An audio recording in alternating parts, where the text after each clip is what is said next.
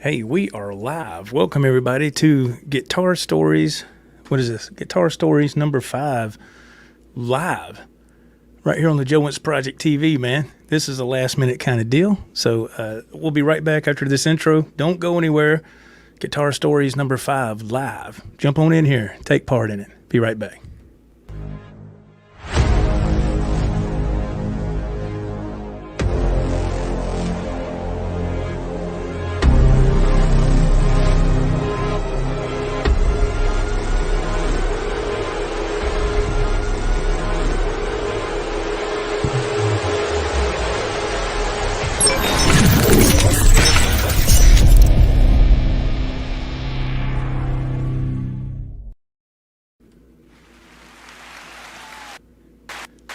A little slow on the applause there. What's wrong with y'all? We need to get on up. Oh man, what's going on, everybody? Welcome to Guitar Stories 5 live from the Southpaw Music Studios here in South Carolina, and it's still a lot of snow on the ground. If you watch my video from earlier today, I kind of showed the beginning, and we're in the middle of all this mess right now. So yeah. Falcrow, hey man, what's going on? Thank you very much for your kind comments on the channel. I appreciate it, man. Thank you very much. I appreciate it. Yeah, man, I went ahead and uploaded that video earlier, and I'm going to try to make a go for it tomorrow. Try to get back to work. And man, right before we ate dinner, I saw some state trucks come up with the snowplow trucks. They came up and were scraping the road. They made a couple of passes, so I was like, oh man, I haven't seen that. I don't think I've ever seen that since I lived out here, and I've been living out here for quite a number of years, and you just don't see that.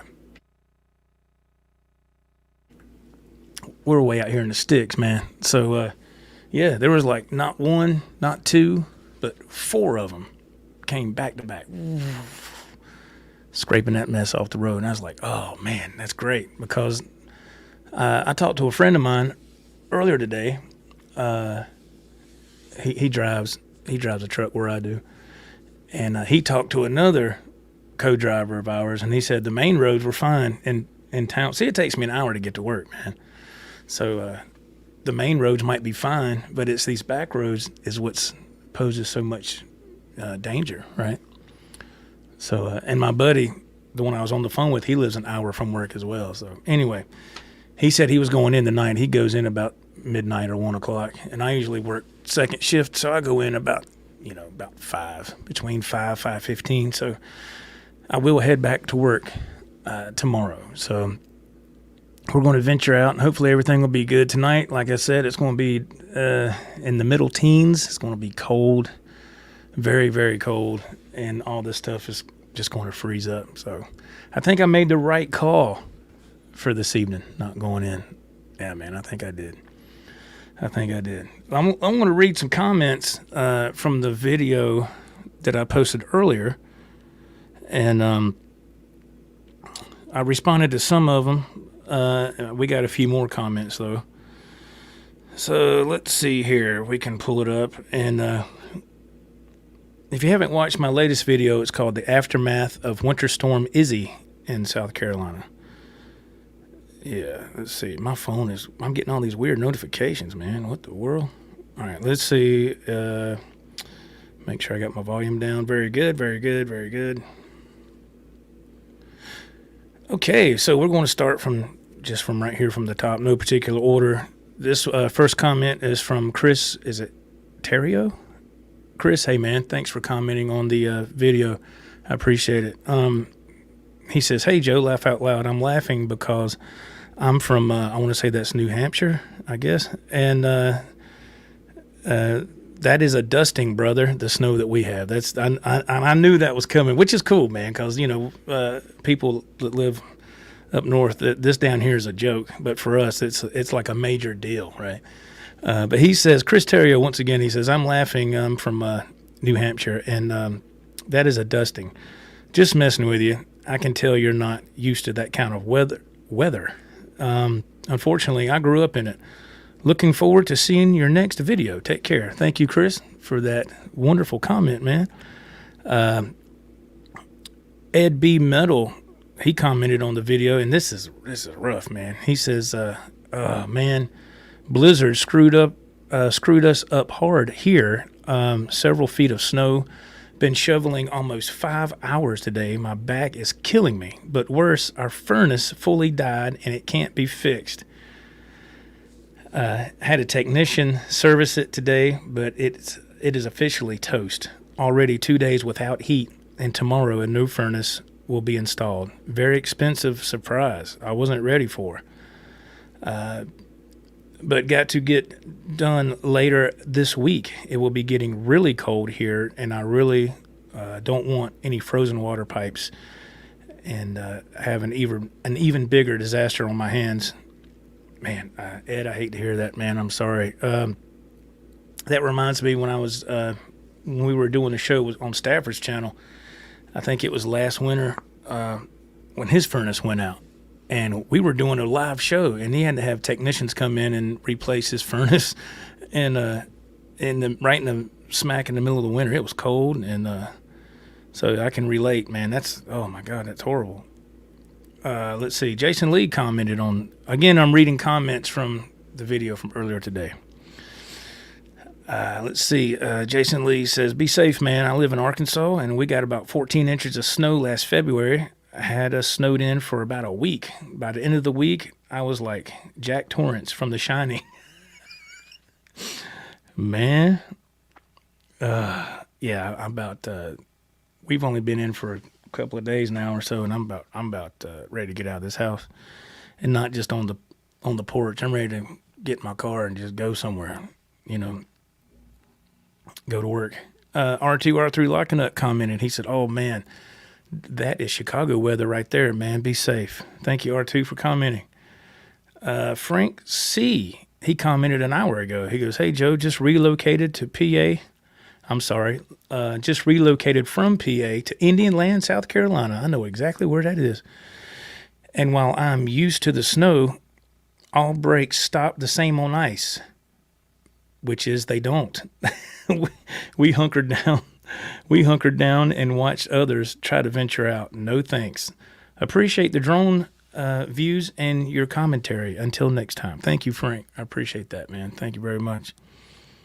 Bo Zeke, he was kind enough to comment on the video from earlier today. He says, you can have that snow. I hate it. I live in Philly, and we narrowly dodged a couple of bullets this year already.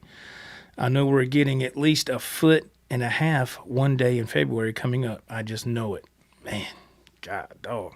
Bozique, I didn't know you lived in Philly. For some reason, I thought you lived further out west. I don't know. I must be thinking of Dry Heat 480. I haven't seen him in a while, but maybe I'm getting you confused with him. Sonic Grace commented on the video from earlier today. He put, stay warm, man. Yeah, we're staying warm. That's cool. Andy Dion, what is happening, man? How you doing, man? How are you? Thank you for popping in and saying hello, man. Dave Byron Music LLC. I want to say that's Deb, which that's Dave's wife, Deb. She's also his manager on his musical ventures. She says, stay safe, my friend. Thank you. If that's Deb, I'm sure it is. Thank you, Deb, very much. Chris Terrio commented again. He says, does a night off mean a new video? Tonight it's a twofer, man.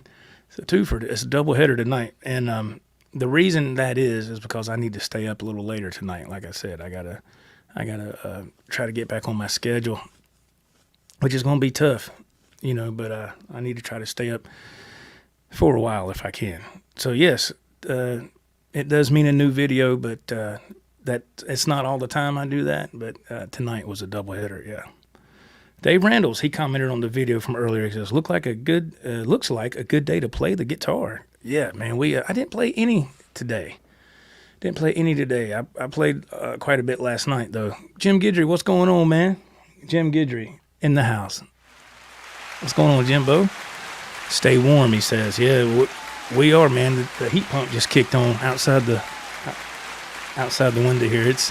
It's just on the other side of the window. You can hear it kick on.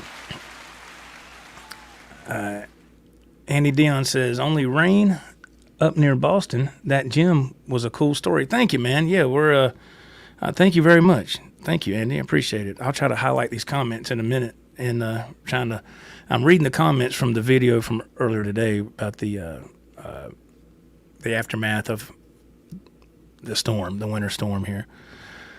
Let's see. Miss Janice Lala, she commented, she goes, I saw that trailer on the news. Yeah, if you watch this video, the results of Winter Storm Izzy, I showed a picture that was on our local news of a tractor trailer that was actually, the trailer was actually hanging off of a bridge. And it was very scary, very scary. I mean, I have my own experience I can talk about going over a bridge that I didn't think was iced over. I'll talk about that in a minute. But, yeah, that was scary. So she was commenting about that picture I put on there. 802 Blues, he commented 18 minutes ago. He says, laugh out loud, I'm in Vermont and got a foot of snow, and it'll be below zero tomorrow. I'll definitely trade places with you. Whew, man, what you talking about? And Michael Sullivan, he put, is he or isn't he? It's crazy, man. Thank you very much, y'all, for commenting on the on that video. I appreciate it very much. Let's see if we can highlight some comments, like I said, really quick. We got, there he is, Mr. Falcrow is in the house. All right. Thank you, man, very much. And Andy Dion, he says, hey, Joe, what's going on? And Mr. Jim Guidry, he says, stay warm. Like I know I just read these a minute ago. But let's see. Andy says that, yeah, the gym was a cool story. Yeah, it was a true story. Yeah. Vermont, what is this now? Vermont gets a lot of snow. Oh, wow. I can only imagine, man. Like I said, that's not normal for us here in this area. Usually around Valentine's Day, the week before or the week after. Those, so I guess that little 2.5, 3 week block, that's usually when we get stuff. And if you get past that, you're kind of getting out of the woods, you know. But we've already got it already, man. And I was like, this ain't good. This is not good at all. This is terrible, man. But yeah. So anyway, we'll go back to work tomorrow, man. Hopefully everything will be good. Hope so. Anyway, okay. Guitar stories number 5. So on this guitar, you can see right here the headstock. So by looking at that headstock, can you tell what kind of guitar that is? Anybody? Can you tell what kind of guitar that is just by looking at the headstock? I'll give you a couple of seconds. I've had this guitar for quite some time, man. What? Let's see. Man. Probably about 15 years, I guess, something like that. That is correct. Andy, you have the correct answer. It is a Tele. That's right. Yes, sir. Correct move. Yeah, man. So here's the story with this guitar, right? Let me grab it and I'll show it to you real quick. All right. This has a beautiful finish, and if you watch Rockin' Dave Byron's channel, he has the same color, the same thing, except his is a Squire. That's the only difference. And mine's a Fender. Whoops, there's a microphone there. Mine's a Fender, and but I noticed when he got his, I said, man, I got that same guitar, and it plays great. Great guitar, plays wonderful, man. It's this was actually the guitar when I was in a band, the last band I was in. This was my live guitar when we played gigs. Now during practice, I would play. Sean, hey man, how are you doing? How are you? Thank you for jumping in. During band practice, I might play a guitar with a Floyd or something, you know. I rarely, I mean, I was kind of scared, you know, back then because I didn't want a string to break on a Floyd and everything. If you've ever played a guitar with a Floyd, a floating system, floating tremolo, and a string breaks, it's over, man. It's it's over. Everything, it just goes off the rails. But so I would play this a lot live back in the day because if a string broke, you could still finish the song and it wouldn't sound so horrible, right? Andy, let's see, what does he say? He says that finish is rad. Thanks, man. Yeah, it's a beautiful, beautiful blue. I can't remember the proper name for the color, but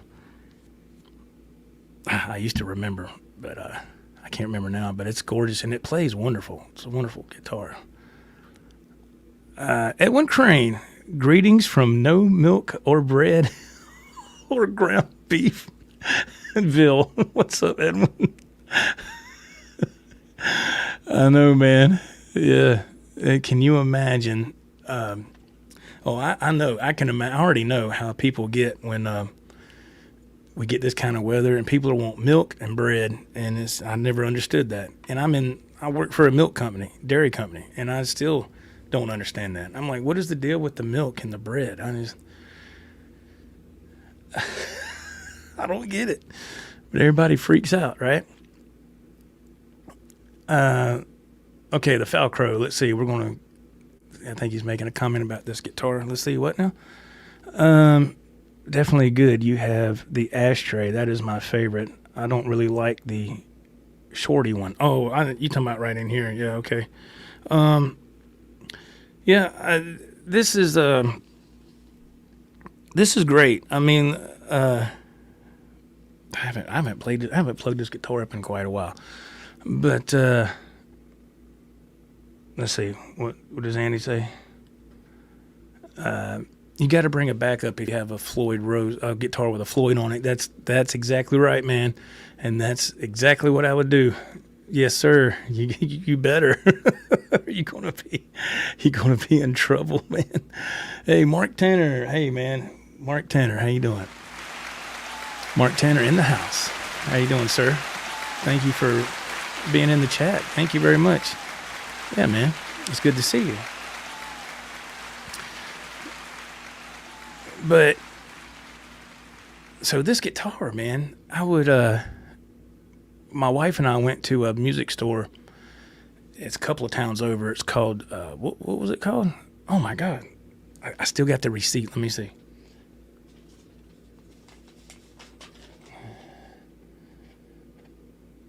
Oh man. It doesn't have it on there. It doesn't have it on there.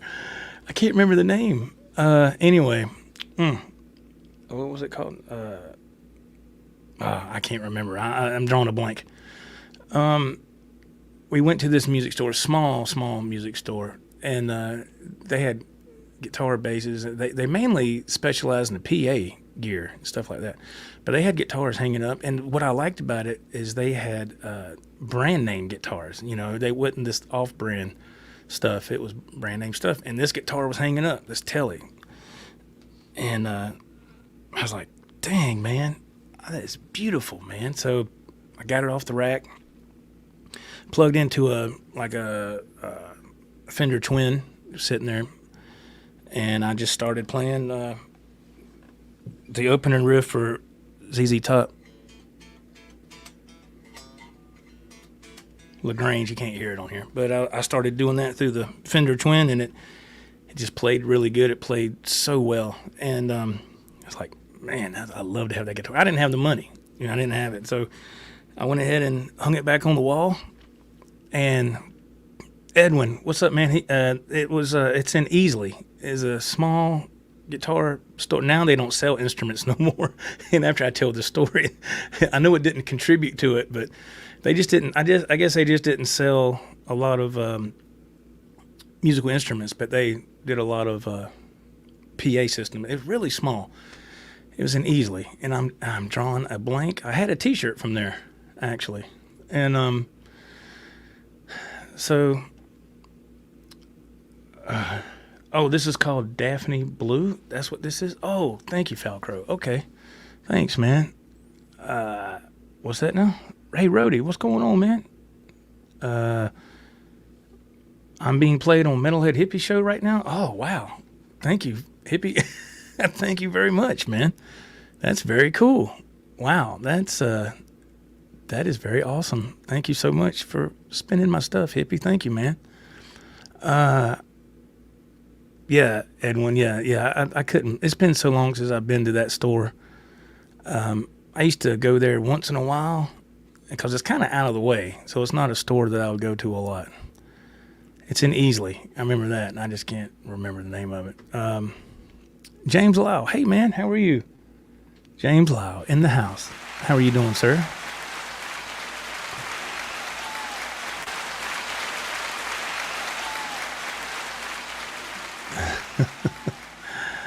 Yeah, I'm wanting to say Main Street Guitar and Drum, and that's not right. That's here in Travelers Resin. That store, you don't want to even go in there. That's a waste of time. Their stuff looks like they have the same equipment and guitars.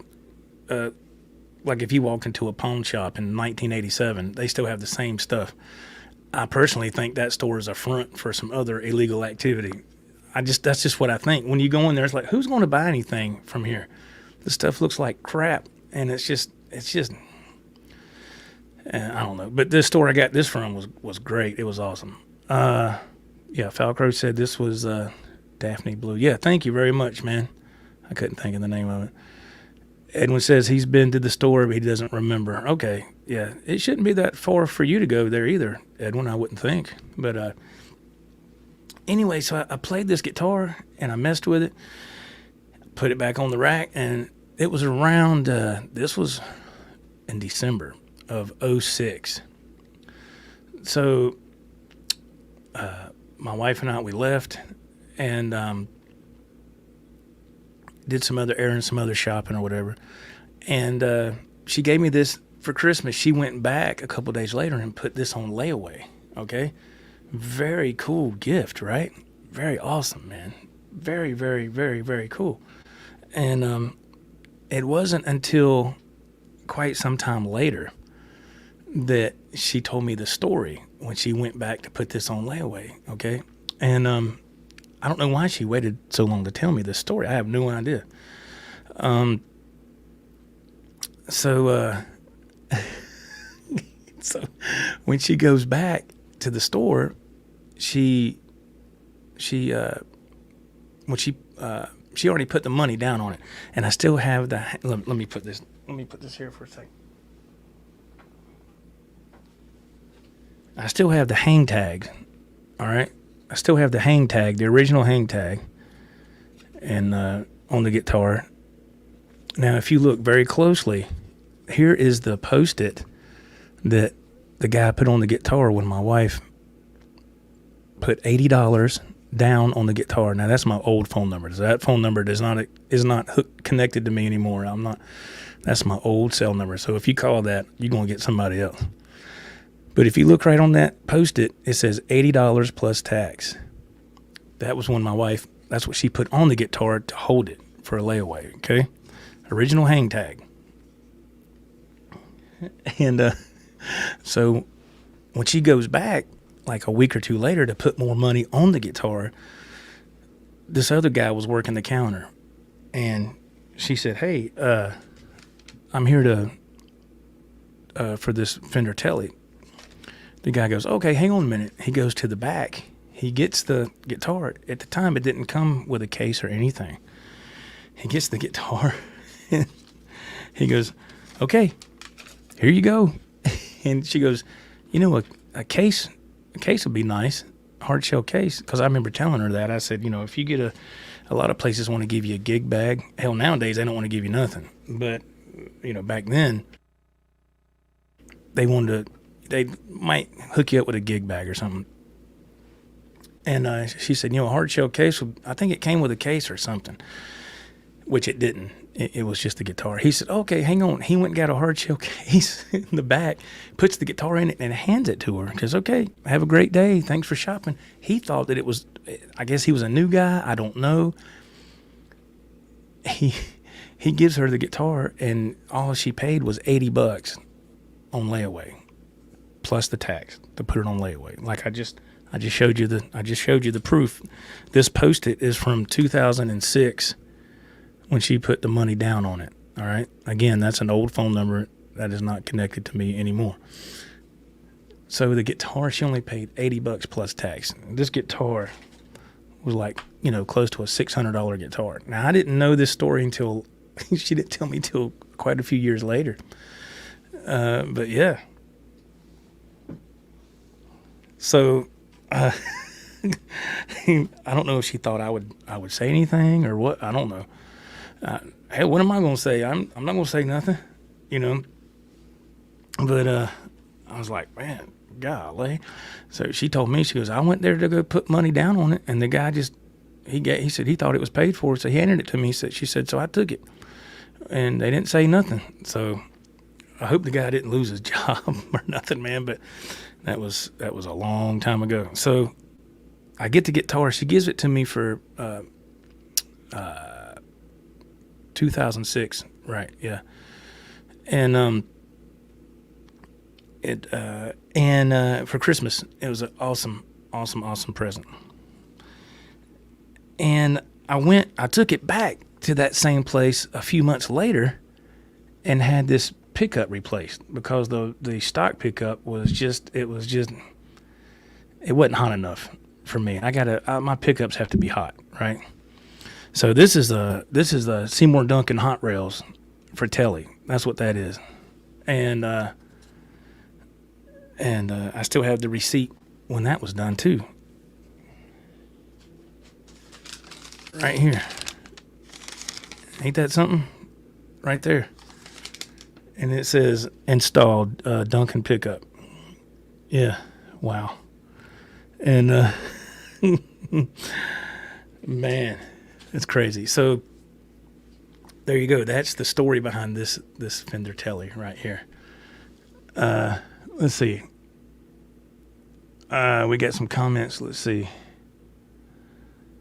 The Falcrow says he thinks he has the color wrong that he told me. No, I think my initial was wrong. I think it's tadpole or tadpole. It don't matter, man. The lighting makes it difficult to see. Yeah, it probably does. Both are great colors. Thanks, man. But they're very similar. Yeah. I used to know the color for this, but like I said, it's been so long. But it's just that's the first thing that grabbed my attention though was the color. I was just like, man. I said, look at that color, man. That was. Mark says that's a bargain. I would say so. Yeah, and it was just a fluke. It was just a fluke, but it worked out in my wife's favor, and it definitely worked out in my favor. So, I mean, I didn't know she went back to put money on it. I had no idea. Oh, okay. This is the tide pool. Is that right? I can't even speak. I can't even talk. But yeah, so I get the guitar. I get the pickup replaced. Seymour Duncan hot rails for Tele, and let's see, 06. So what was I doing in 06, man? We got married in 07, so that's when I was still in my last band. I was with that band for, I don't know, a couple of years, 2.5 years. So I started taking this guitar to practice. And we started going over the set list and all that. And I felt very comfortable playing this, not only in practice, but especially when we played some gigs. And it's just been a good guitar. It's just been a good guitar. It's I think now I would be a little bit more confident with the whole Floyd Rose thing. Like I said, I did that some here and there back then, but not a lot. This right here, playing a guitar without a Floyd Rose will make you, it'll make you play instead of doing a lot of acrobatics. It's really easy to rely on that on that whammy bar when you know, I don't know, it might sound wrong, but when you're playing a guitar like this, you're going to have to play. So you're going to have to you know, just knuckle down, man, and do your thing, right? So but I love a Floyd not for acrobatics or anything like that, but there's just things I like to do with the Floyd that you just can't do on a hardtail. You know, if you hit open harmonics and you want to give a little vibrato, you can do that. With a hardtail, it's kind of hard to do. Not saying that it's impossible. John 5 does it all the time. He's an amazing player. But I'm just so used to playing a guitar with a Floyd. But then, like I said, that was my biggest nightmare. Playing and something break. Oh, man. You know, okay, hold up. Wait a minute. Can we stop for a second? That's so unprofessional. You know, if you're playing a gig and something like that happens. But yeah, I love this damn guitar, man. I need to plug it up and play it. I haven't done that in so long.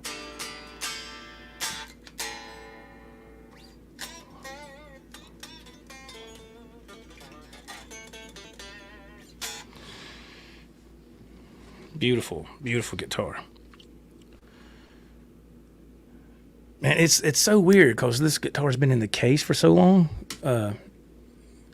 It's like when you open the case, you still have the scent that it has when it came from the store. Does that make sense? You know, not necessarily a new car smell kind of scenario. Maybe it is. I don't know. But it's still, when I open that case, I still barely has that scent that when it came from the store. I know that sounds crazy. But yeah. 3-way switch, volume, tone. I've seen some Teles with no pickup up here, and I don't care for that. I like to have at least one option to go to, right? So that would be humbucker, both, and then neck, right? And what I like, it's got the string through body. I love that. Just go right up through there, man, and you good. Yeah, awesome. 2006 Fender Tele, man, yeah.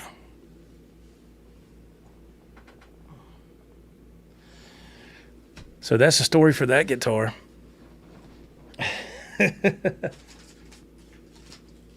I never thought that, I've never had anything like that happen ever since, you know, never have, so can't complain about an $80 Tele, Fender Tele, right? Can't complain about that kind of deal. That's something you just don't come across every day. Thank you, Mark. I appreciate it, man. Thank you very much for that. So, all right, I guess that's about it. That's Guitar Stories number 5. I wasn't going to make this really, really long. I just wanted to talk about that, and I might play a little bit. I might cut this stuff off and might play for a while, just kind of warm up the fingers or something. I haven't played in a while. I mean, aside from last night, but I mean, just going over some songs, you know, just kind of getting in my own little groove or whatever, right? So I might just do that. You know, let's see what's Edwin saying here. He says that I'm more of a humbucker guy, but I love my Tele. Yeah. Oh, I have the John 5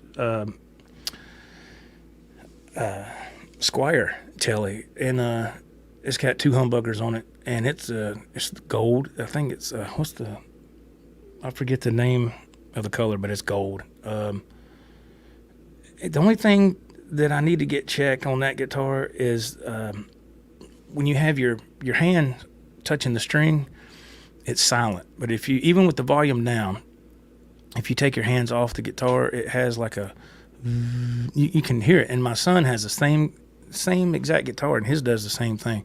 So I don't know if it's some kind of grounding issue or what, but that guitar plays great. But it's just got that, you have to keep your hands touching the strings, either your left or your right or both, whatever, to cancel that out. And That's the only downfall for that guitar. Like, damn, why is it making that noise, man?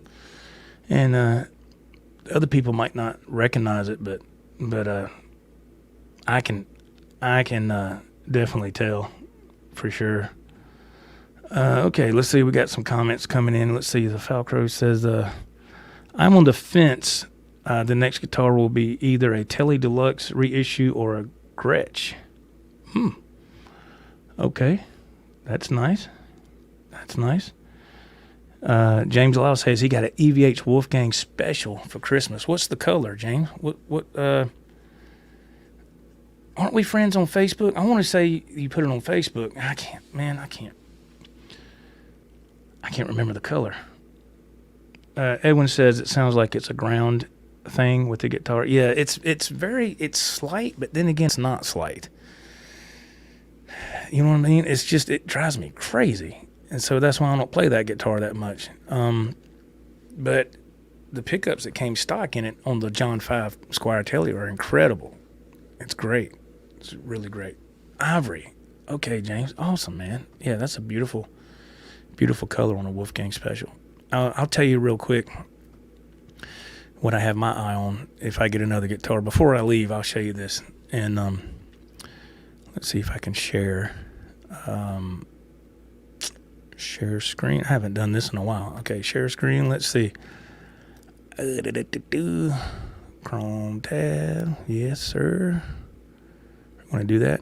All right. So let's see if you can see this. This is what I'm looking at next. A Jackson. This is a Jackson X Series Soloist, Maple Neck and Snow White. This is let me see if I can expand to full screen here so everybody can see.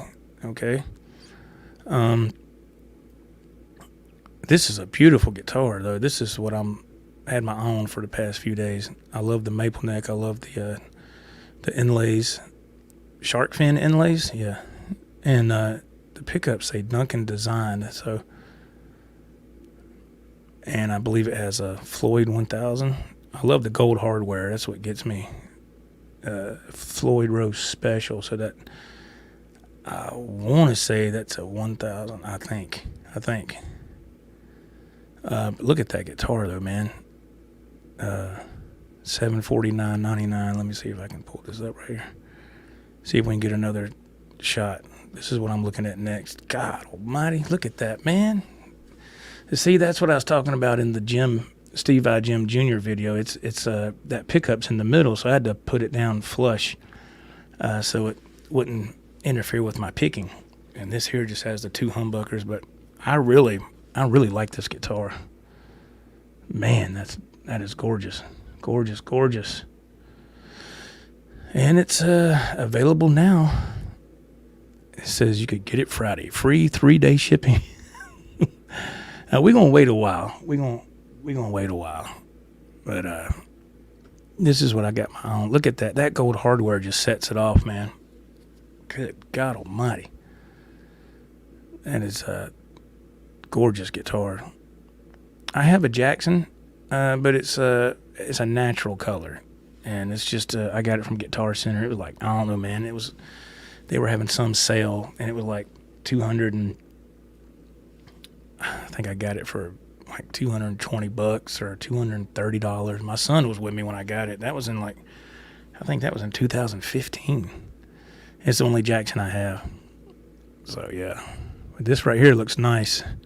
I'm looking forward to hopefully getting that. I hope so. That is a beautiful, beautiful guitar. Edwin says, "Oh yes, OMG, yes." He says, "You know I'm gonna like it." Yeah, I love that guitar, man. I can see me playing that sucker. That's gorgeous. And that's something that people don't understand. Look at this, man. Look. If I can get my ass out of the way, I got guitars, and that's a string swing guitar case holder. So there's 5? Yeah, you got. Well, let's see. 6, and then a guitar and a gig bag, right? And then behind that is a guitar rack that has like 5 guitars. 2 in the corner over there. 1 in that corner. The Tele sitting right here. And then I got another guitar case holder in the back here that my wife got me for Christmas. And then other guitars stacked and side by side and stacked over. Man, they're everywhere. So, but a guitar player is never going to get tired of buying guitars or getting a guitar. It don't matter. It's just, if you truly love to play, it's something that you never get tired of. It's the best way I can explain it. It's like when you get a new guitar, man, it's like Christmas morning when you're a kid. I'm serious, man. I mean, if you've ever felt that, then that's the feeling I get when I get a new guitar, man. It's like, damn, you know.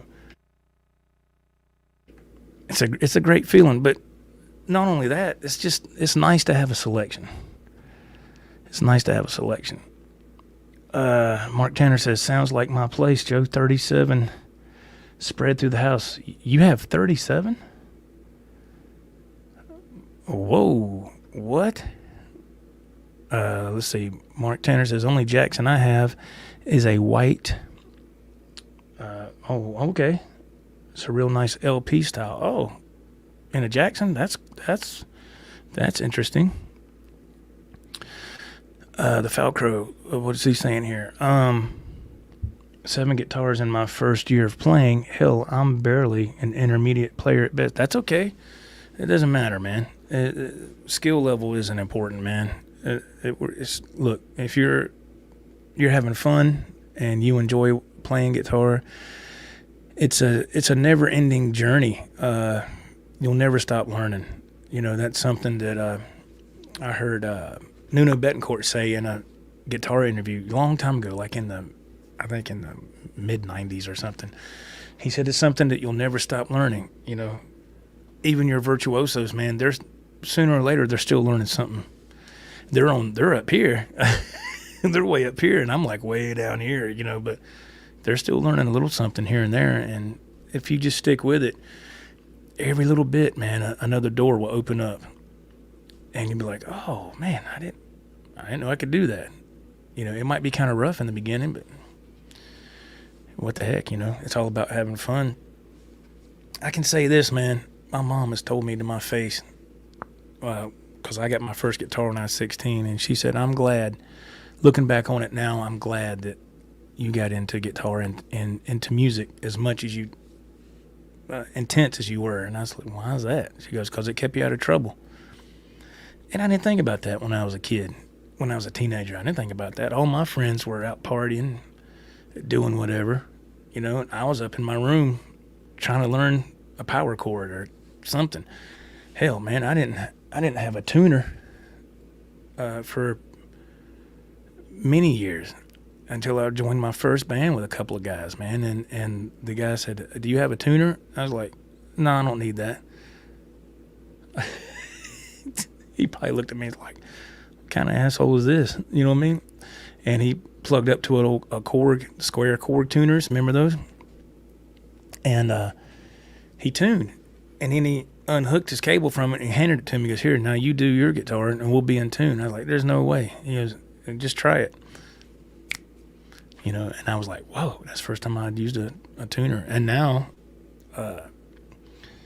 you know what I just got recently? Like last week, I got a Boss Chromatic tuner pedal. That's the first time I've had a Boss tuner pedal. I've always used these Snarks, which I like these Snarks. I like using these clip-on tuners. Oops, upside down. I've always liked using these, but sometimes it can kind of give you a false positive, you know. So I said, I'm gonna get me a Boss Chromatic tuner pedal. I've always seen those on some established guitar players, their pedal board. You see that tuner on that pedal board, that Boss tuner, and it's like, man, I've never had one of those. And so I looked on Reverb, tried to find a used one or whatever. Man, they was wanting a lot of money for the model that was before this one here. This is a new one, of course, new model. And the ones before were like I think on Reverb they was going for like 65 or some odd dollars plus like 20 or 30 bucks shipping. I was like, what? So I went on AMS and just got a new one for, I think it was $105. So I got it on my board right now, and it allows you to dial in a more fine tuning on your each string, right? And so I like it. I like it a lot. Let's see here. Thank y'all for commenting. As long as y'all keep commenting, the show will keep going. Once you get stopped or get tired of commenting, we'll shut it down. But I'm here as long as y'all want to stay here. It doesn't matter. I wasn't planning on going real long, but it doesn't matter to me. I got nothing to do. Let's see. Where was I at? The Falcro 7 guitars. Okay, let's see. I think we're right here. The Falcro, talking about his guitars, they all sound different and feel different. I admit I'm a tone chaser. Nothing wrong with that, man. And that's true. That's what I try to tell my wife. You know, I said each guitar has its own personality. And it does in a way, you know. Different woods, different pickups. They will have a little bit different feel and sound to them, even though at the end of the day, it's still your hands. You know, there's always a great debate that I've heard online. People say that your tone comes strictly from your equipment. And I've heard other people say it comes strictly from your hands. I feel that it's a combination of both. That's just my personal opinion. You know, I can sit here and play out of this Black Star Mini Fly amp, and it's still going to sound like me. I can get my son over here, and he can play through it, the same amp, and it's going to sound like him, right? So I think a lot of your tone comes from your hands, you know. Just me, just what I feel. Let's see, but there's nothing wrong with, I got Strats, I got Teles, I got Wolfgang Standards, Wolfgang Specials, you know. Edwin Crane says, it's the longest road and the shortest path. Oh, for playing guitar? Yeah, man. It's just be proud and enjoy it. Yeah, I love playing music, man. If I wasn't doing that, I don't know what I'd do. I have no idea. I couldn't imagine not playing music. I just can't imagine my life without playing music. I just can't. My first tuner was was it really? Oh, okay. Let's see here. Does it do a compensated tuning? Now, what do you mean by that? Because when it comes to stuff like that, I'm an idiot. I know you can set it to 440 or you can set it to whatever. I think it only tuned to what you set it to. You know what I mean? I think. I'm sure it doesn't just automatically do other. It's not real techie like some of these other tuners I've seen that are like really expensive. Yeah, it's I've seen some of those high tech tuners, and there's like $160 something, and I was like, for a tuner? But it's supposed to be able to. You're supposed to be able to strum a chord, and it'll come up and show you each string that needs to be adjusted. No, I don't need nothing like that, man. I just want a good tuner. I'm old school, but nothing wrong with it. But it's just not for me, you know. Very good question from Mr. James Lau. Have I tried the Spark practice amp? I have not tried that. I have not, Mr. Lau. I have not. I've heard a lot or seen a lot of commotion about that amp online, and I was like, man, is that don't you get your tones from like an app from your phone? Is that correct? I haven't done no research on it, but I want to say I saw one video where this guy's like, he has like this app on his phone, and he connects it to the amp, and he can dial up any kind of Fender amp, Marshall, or whatever through that thing. I could be wrong. Is that what that does? But I've not tried it. The closest thing I have to that, if it's even in the same ballpark, I have a Yamaha THR 10X that's sitting behind this computer, and I haven't used that amp in a while, because I got that Yamaha THR 10X, and there's only like 4 or 5 you can put your presets in. But the thing I don't like about it is when you want to change your tone, you got to reach over there and press it with your finger. Now, they might make a foot switch for it where you can do that. I mean, I never looked into it that much, but when I got these Zoom, I started using the Zoom G1 Xfour. That Yamaha's been sitting over there ever since, because I can control everything like a foot pedal, when I'm playing live, right, on this channel. Let's see.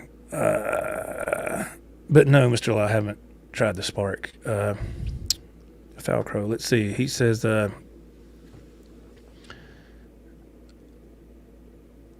see. I completely agree about that technique is paramount to making certain things happen. Lately, I've been trying to do that harmonic thing that makes them scream. Oh, like pinch harmonics? Yeah, it's that took me a long time to do, man, to do a pinch harmonic. That some people can get it like that. It took me a long time to understand. I was like, what are they doing? And it's a hell of a hard technique to learn, the pinch harmonics. Is that what you mean? It's and the first time I saw somebody do it, when I really paid attention, when I saw somebody do it, because before I didn't know. I never was into guitar until this time. I went to a music store, and I saw a guy I went to school with, as a matter of fact, and he was playing a Kramer, a black Kramer. It's beautiful. Had the I want to say it had the hockey stick headstock, and it was painted black as well. And he was just doing some power chords, and he hit a pinch harmonic, like on the A string, and it sounded, just that. I was like, whoa. I was like, first of all, I didn't know that dude could play guitar. He kind of had the look, but I didn't know he played. And he was just messing around, and he hit that pinch harmonic on it, and he put good vibrato on it and everything. And I went, what? Just that little brief moment. I was like, that dude is badass. And he was one of these guys in school that's really quiet. He didn't say a lot. He was just really, aloof, if you will. He just never said nothing. But he did a pinch harmonic, and from then on, I kept trying to ask people, how do you do that? And they were trying to tell me about the pick with the flesh of your thumbs got to hit right after the pick or at the same time. And I was like, what? And it's just one of those things. You just have to get in there and mess with it to understand it. But once you get it, you got it. Let's see. I don't know how much I will use it as I'm really laying more bluesish stuff. But it's still kind of cool. Yeah, the pinch harmonics, they have their place. You can't. It's not good to use them on everything you do because it's overkill, kind of like a wah pedal. But I call pinch harmonics a great accent or a punctuation, after a statement. I think that's the best way I can put it. The Falcrow says he's heard good things about the Spark amp. Yeah, I haven't. Like I said, I haven't messed with them at all. But from what other people online, they say they like it. I'm cool with my amps or my effects, I guess.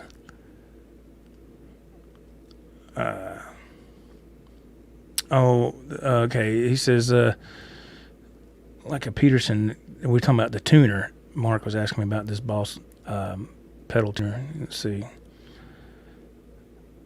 It's like a Peterson that gives a close to perfect as possible, changes the tuning of different strings. No. This here, are you talking about the kind that you put on your string winders, and it just changes. It just puts it whatever. This is an actual pedal that you have your guitar hooked to, and you look down on the floor and you pluck each string and you look down and you're trying to tune each string. This isn't one of the kinds that you put on your tuning keys and it starts whining it itself. It doesn't do that. If that's what you mean. It's kind of hard when you're looking at tech sometimes to kind of really understand what somebody means sometimes. Let's see. James Lyle, he was talking about the Spark amp. He says he really likes it. Yes, it's from the it's cloud based from the stuff. Okay, well that's okay. Mark Tanner says Spark is cool, has bias effects basically built in. Okay.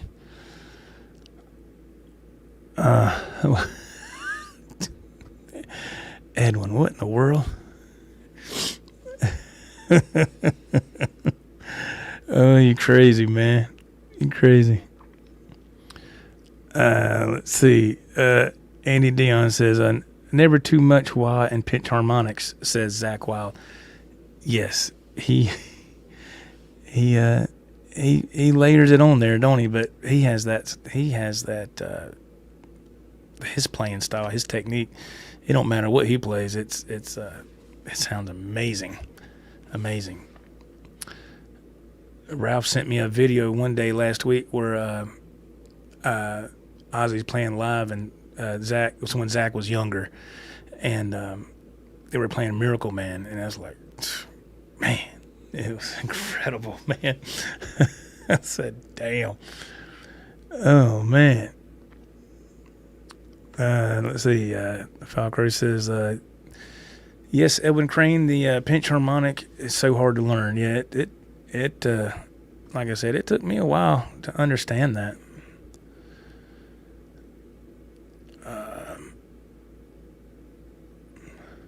Oh, okay, Mark. Okay, I see what you're saying.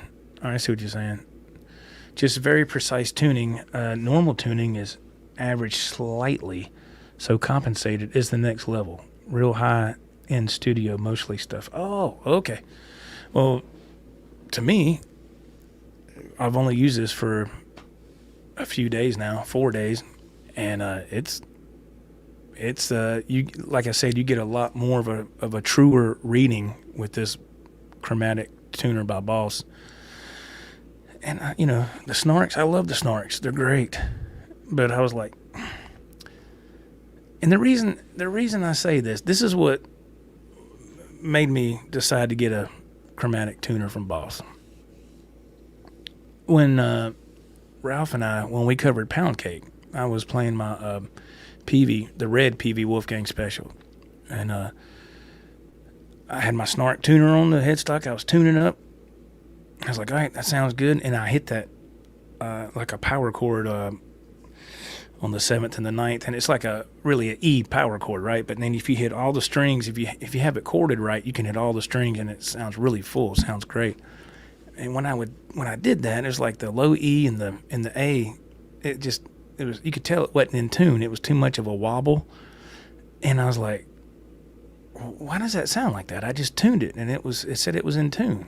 So I checked it again and the low E was out. Tuned it, checked it in. I was like, what is going on? So first of all, I need to change the strings. It's been a while since I changed strings. And the battery was good in the tuner. I said, well, I know the battery ain't dead.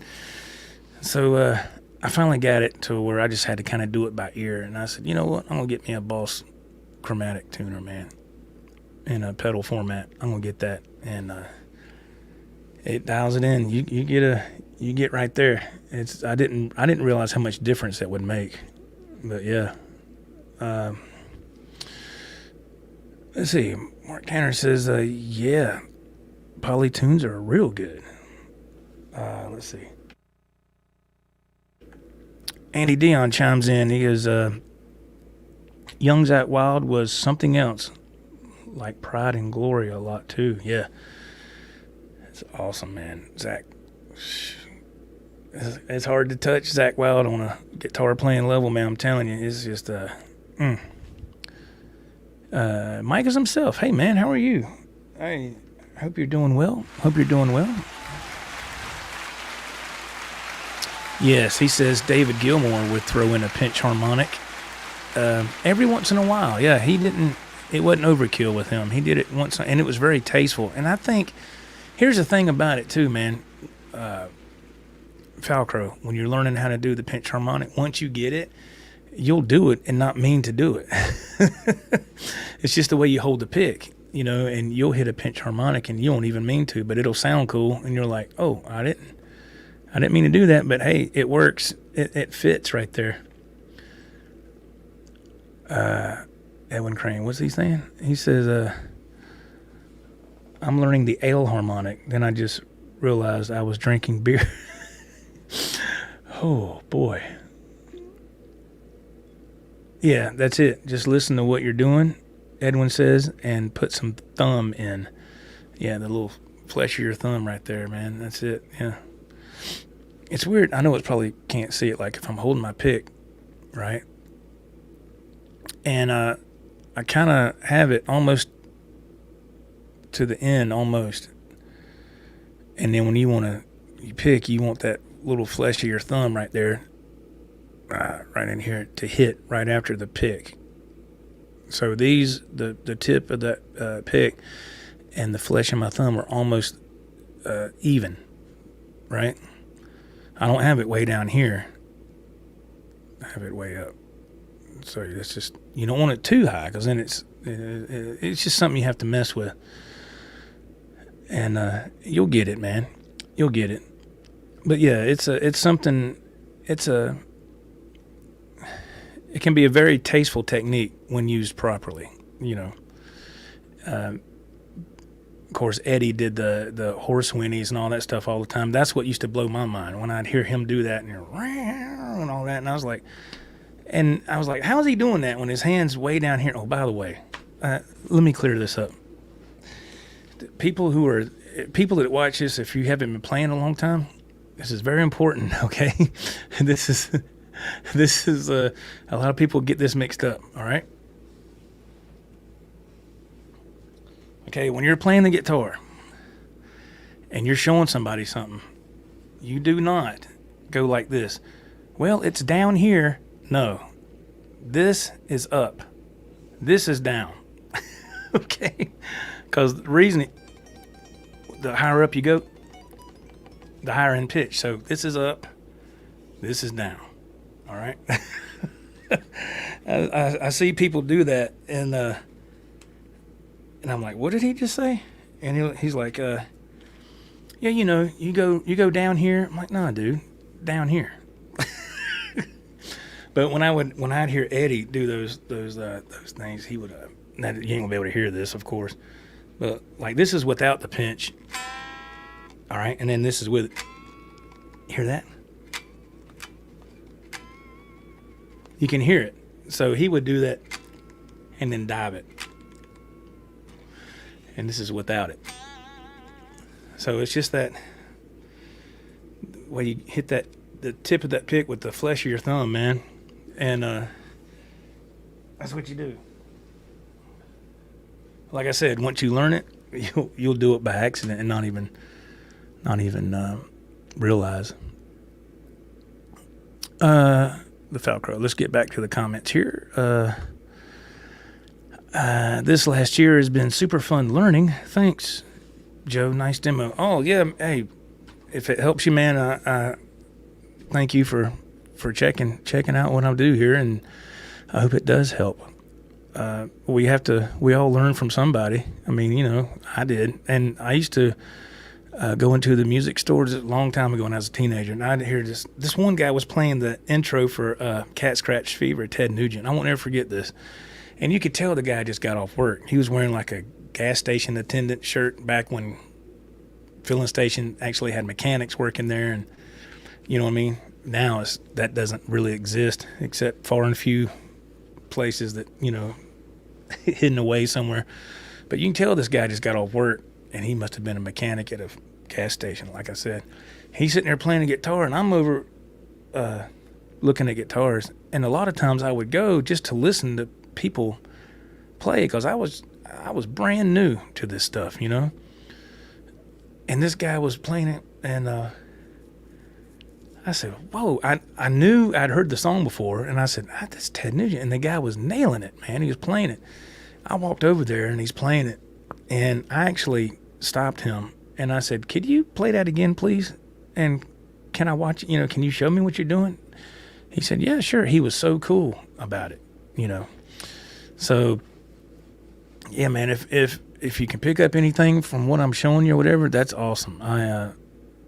I'm humbled. Really humbled. Back to the chat. James Lyle, he says, what size pick do I use? Oh, this is right here.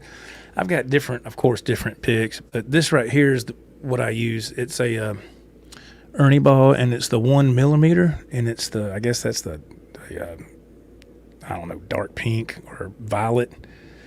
And that's what I use. And it's perfect for, because usually when I'm playing, and if I want to tap, I'll just hold the pick with my thumb and finger, and I'll tap with my middle finger.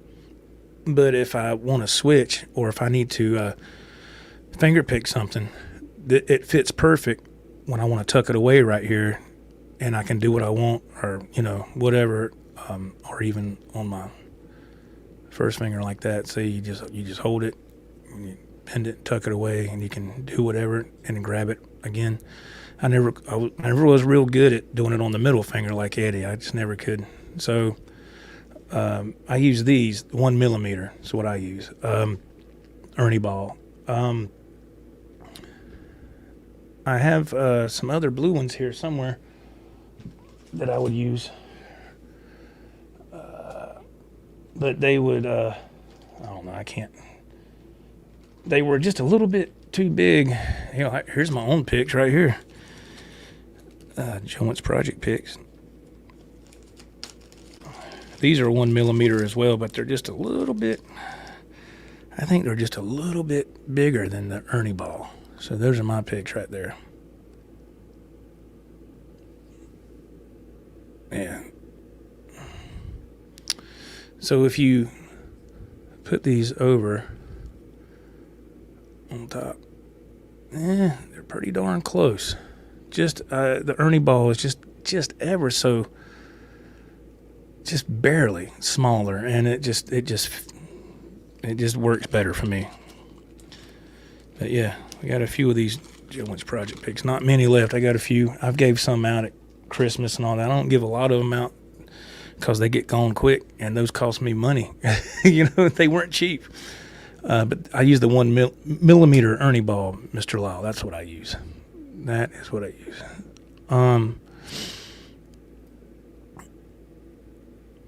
Let's see. And try and pick halfway between the fretted note and our bridge or harmonic. Oh, yeah. When you're, you can get different pinch harmonics, different, what is it? I'm trying to, like on ZZ Top, like on LaGrange, when he's doing that, like that, you get different high-pitched squeals, you know, so to speak, and it's like,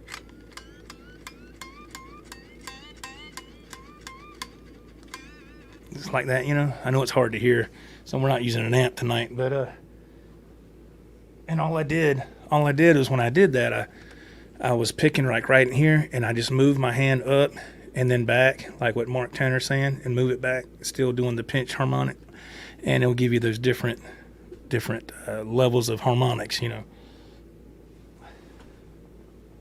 So when I first heard that, Billy Gibbons do that, I thought, and that song's old, right? And I heard that, I said, wait a minute, how's he doing that? Is he up here doing these high notes? I said, no, that's something's different there. Yeah. But that'll give you different harmonics right there too. Let's see. What's that now?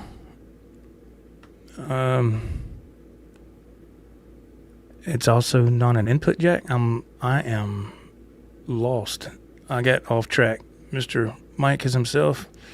You might have to refresh my memory, sir.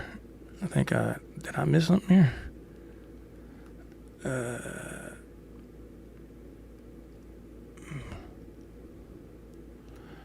Let's see. Oh, okay. Is this what? Maybe this is where Falcor says, "Amen, Mike. I've heard so many saying that the input. I'm like, wait, you can input stuff into the guitar through all of it with." I'm lost here. Okay. Hey, there's Miss Janice Lala in the house. Hey, Miss Janice, how are you doing? How are you doing? Thank you for saying hello.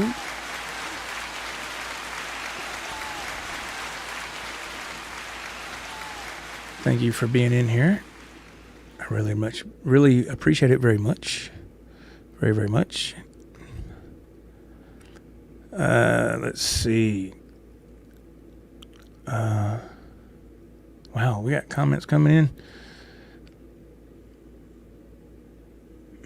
Okay, let's see. Falcro says, at this point in my playing career, I like the pick that is in between my thumb and index finger. Okay, yeah, like this right here. There's Mr. Boziek is in the house. Boziek, man. What's going on, man? How are you doing? The Falcro says, very cool. I have so much to try now. Oh yeah, man. Yeah, it's that's what I love about playing guitar, man. There's so many different things you can do to keep yourself entertained, right? I mean, if you just want to do chords, or if you want to take it to the next level and do a little lead stuff, or I tell you what style I'm horrible at, and that's finger picking. Finger picking and acoustic and like bluegrass. I can't do that. I can't do that to save my ass. I can't do that. And my finger picking is very bad. It's very bad. I can do some little minor, things like maybe like if I'm just doing two strings, like see, this is where I'm so used to having to pick like this. Falcro, and I'll go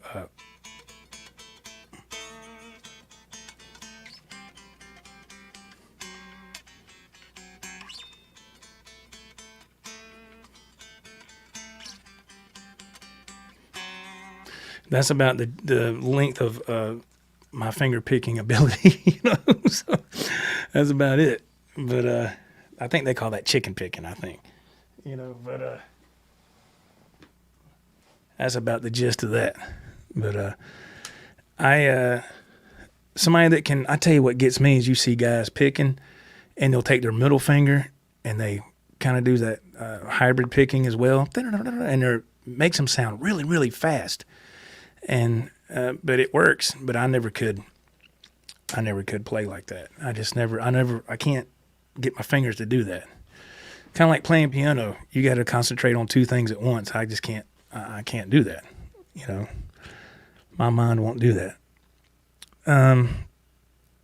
James Lyle, let's see. I'm sorry, I'm getting behind on the comments.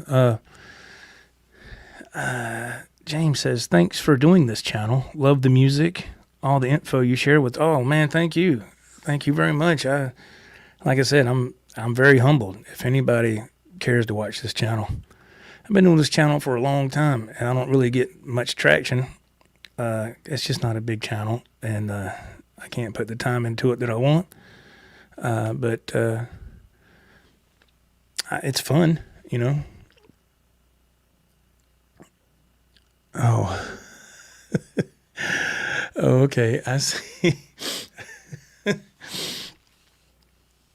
When people refer to the output jack as the info jack, or was that supposed to be input jack or info jack? I don't know. That's funny. All right. Miss Janice says, no problemo. Awesome.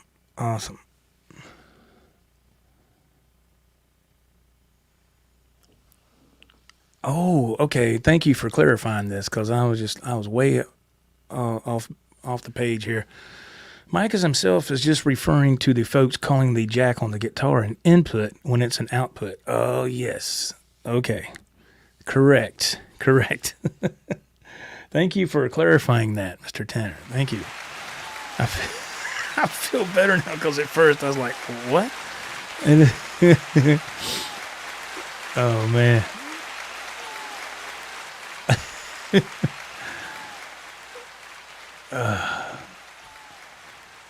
Power tools and music. Are we over that? I guess. I reckon. It's all right. It's all right, Mike. I understand autocorrect. I got you, man. I got you. I understand. Let's see. Half face. Hey, there you go, man. Hey, I haven't seen you in a long time. Thank you for tuning in. Thank you, half face. Thank you.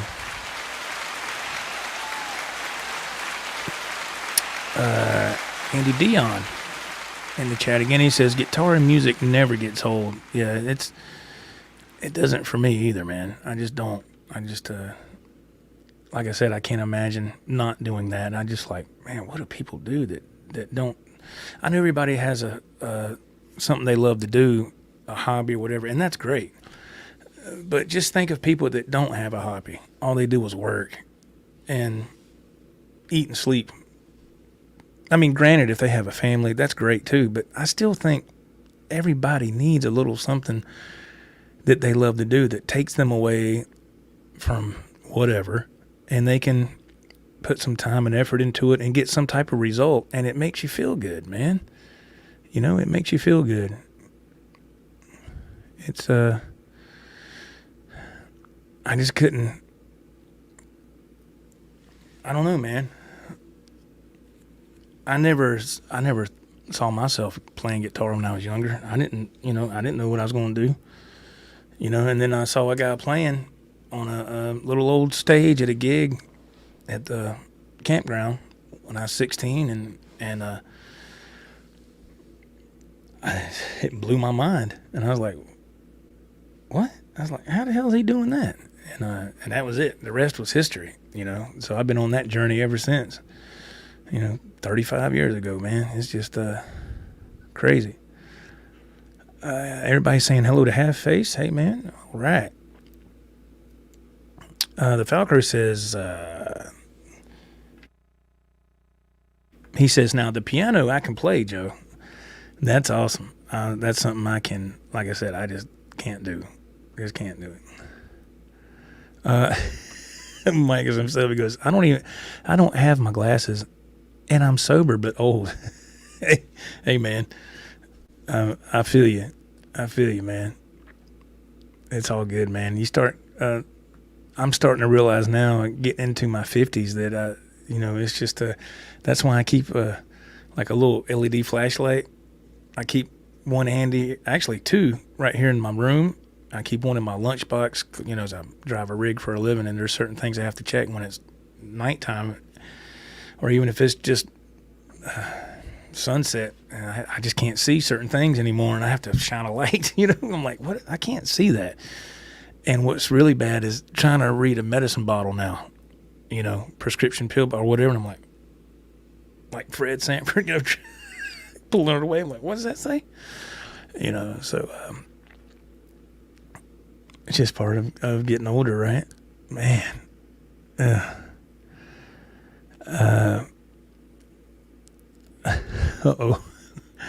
Bozique says, my hobby used to be strip clubs.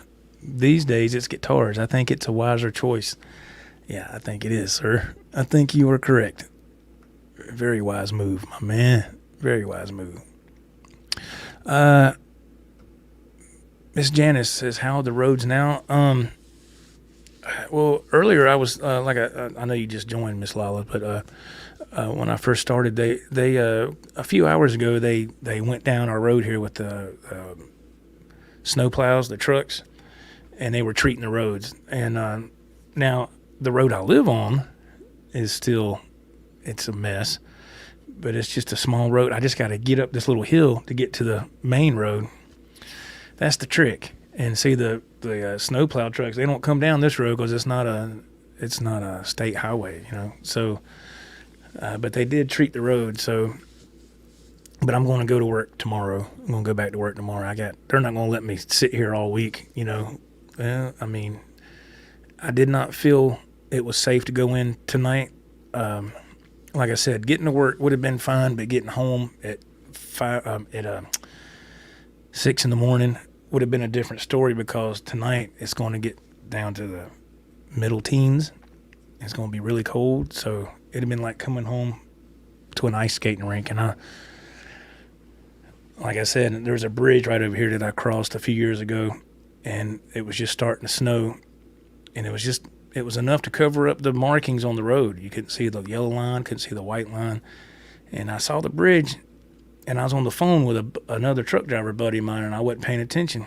Bridge ices before road, even though there's not a sign there, but that's common sense.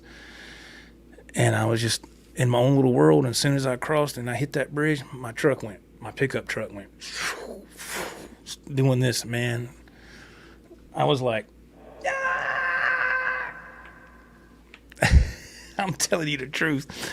And I said, oh my God, I'm going to hit the concrete wall here, or the concrete railing of the bridge, or something's going to go off and go in this river. Something's going to happen. And luckily nothing happened. I didn't hit anything. It was just the hand of God. I mean, you just sitting there driving, and all of a sudden you just start spinning like this. When I hit that bridge, man, it was ice. And you couldn't tell that. It was black ice. Couldn't tell that in late at night like that. And so I learned my lesson. So when I see this kind of weather, I call into work and I said, I'm not coming in. Because at the end of the day, I'm driving that truck, and I decide whether it's safe or not. Because if something happens and I decide to drive in bad conditions, they're going to come back on me and say, well, you should have used better judgment. You shouldn't have drove. So you gotta think about that. So I was like, no, it's not safe to drive. I'm not going in. And he was like, okay, all right, we'll figure something else out. I said, okay, sir. Okay, that was the bridge story. I meant to get to that earlier. Sorry. The Falcrow says, I will be 58 in May. Hey, May what? My birthday is in May as well. I will be 58 in May. So with guitar, I am a bit of a late bloomer. Better late than never, my friend. Better late than never. Let's see. Half face. He says, I wasn't watching the chat. Sorry. Hi, guys. That's okay, man. That's all right. We're just hanging and just talking. That's right. Mike's himself. He's correct. He says, it's never too late, Falcrow. Shred on, brother. That's right. That's right. Yeah. What's that now? Your arms are getting shorter. I think we kind of get shorter as we get older, height-wise. Okay. Yeah. All right. You know what I mean. Lord of mercy. Miss Lala says,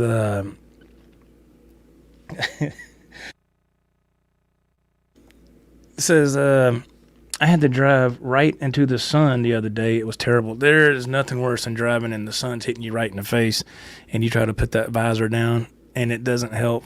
Oh, that's just so horrible. So horrible. I've done that so many times, man. It's scary. It's scary. Let's see.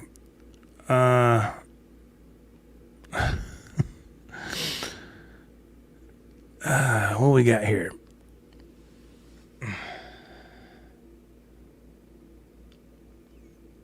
The other problem you have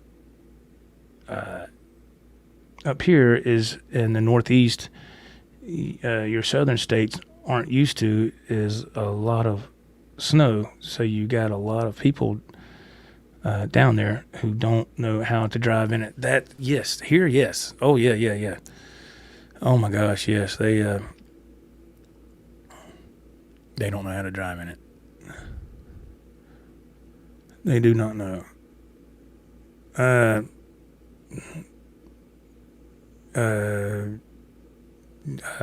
Jackie, hello. How are you? Not sure what that comment is. Thank you very much.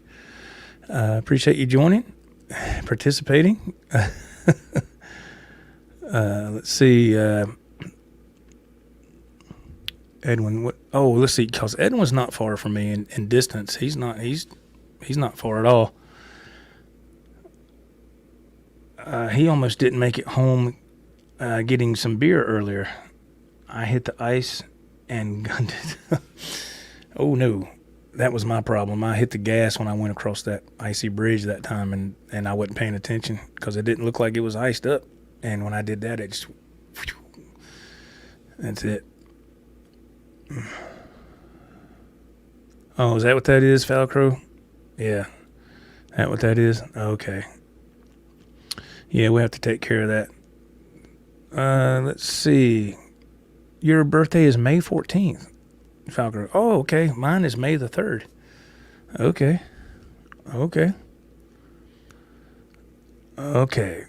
Yeah, that's a bot. Okay. Thank you very much. I did not know that. Thank you, Falcro. James Lau.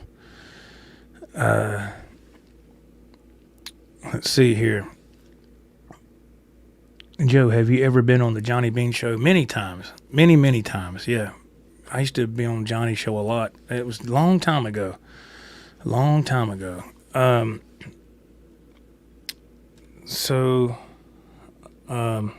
phone is blowing up here. Let's see. Let me see if I have to go to the chat this way, guys, so I can get rid of that bot here. Let's see. Let me go back. Somebody else get it, or is it me? Okay, here we go.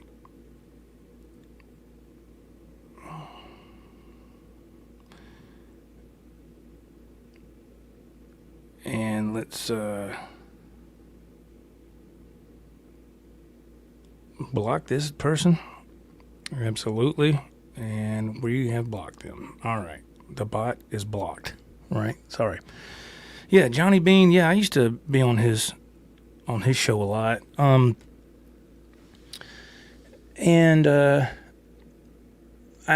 really enjoyed his show when it was him and Dave Nesdahl.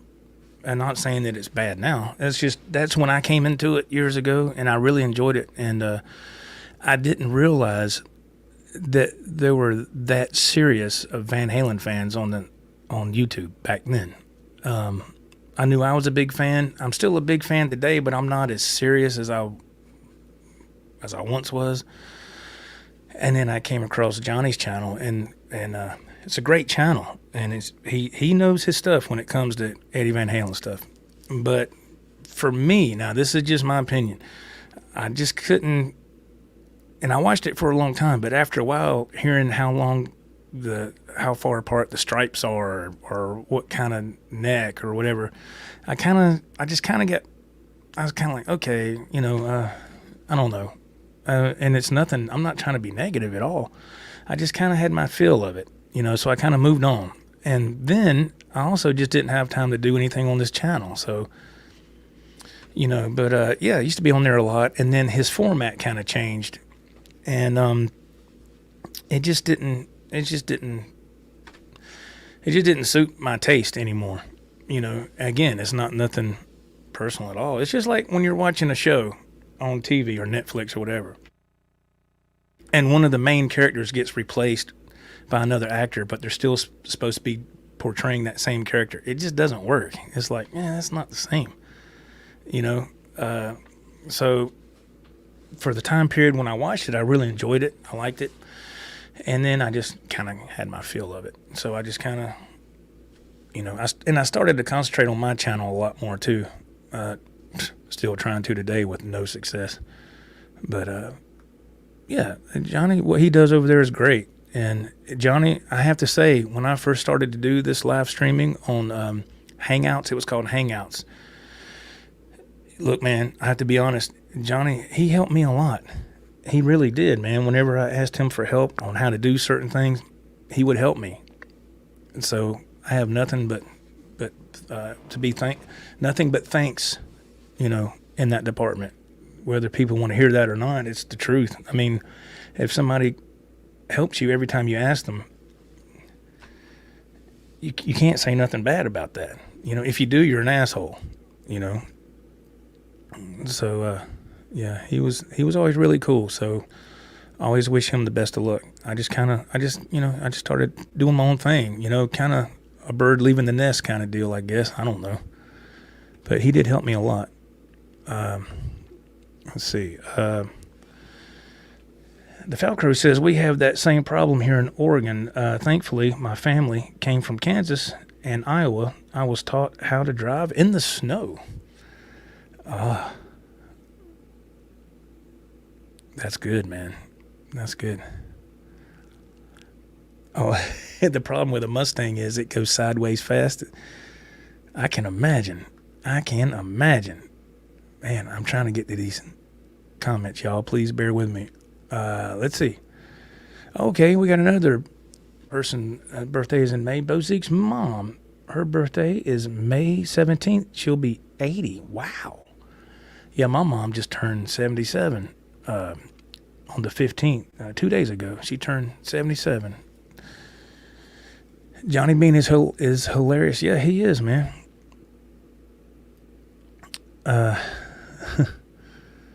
Let's see. Let me see here.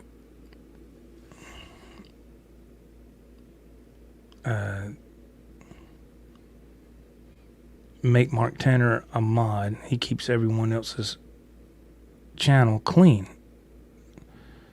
Sorry, Mark, but you are good at moderating. Oh, I don't have a problem with that. I'm using StreamYard on the laptop, so I don't know if I can do that on StreamYard. I think I have to do it on. I don't know. Will it let me do it? Let's see.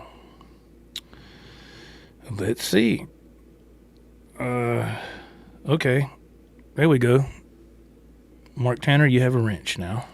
That'll be $99.95, please, sir. PayPal is accepted, or check or money order. Now, I thought somebody had a wrench in here, and it doesn't show on the chat on StreamYard. It doesn't show who has a wrench and who doesn't. I just don't know. I try not to give too many wrenches out because I did that at one time years ago. It was like everybody had a wrench, and that's just way too much overkill. I was watching another channel a couple of months ago, and everybody had a wrench. I'm like, dude, what are you doing?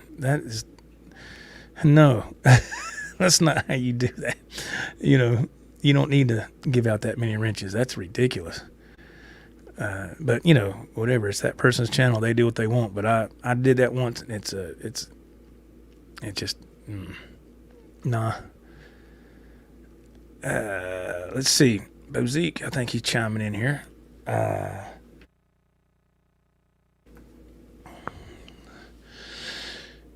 Bozique says, to the Falcro, I'm still a fan, but personally, I love the show best when it was Johnny and Dave Nesdahl and Rob Johnson.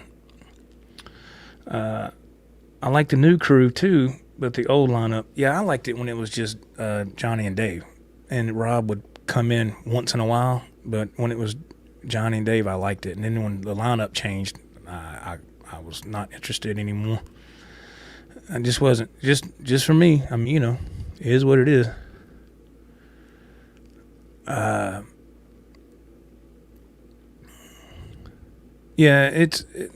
I mean, it's like I said. I'm a fan, as you can see. Well, this way, dummy. You can see I'm a fan, but I just I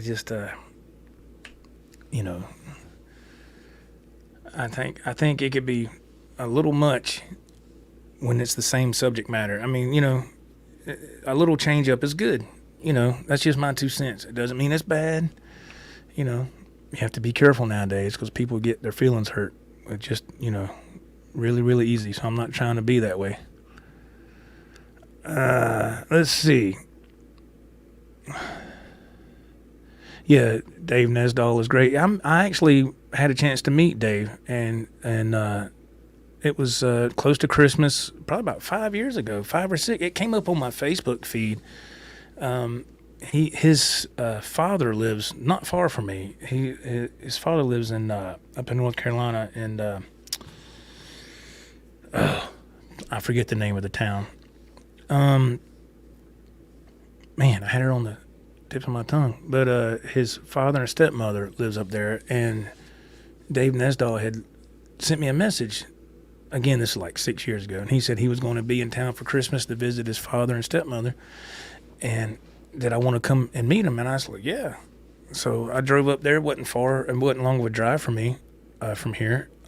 Maybe about, I don't know, 40 minutes, something like that. Oops, excuse me.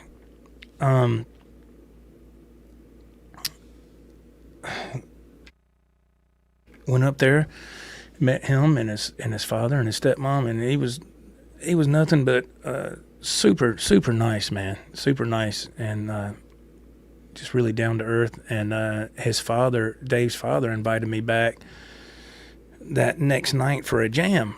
There was a band, I can't remember the band, but there were some guys coming over to jam, and I made a video of it. But so it's kind of like, it was cool, but it was kind of like when you're getting together with some guys that they're already in a band. They're in a local band in that area, and they were good. They were really, really good.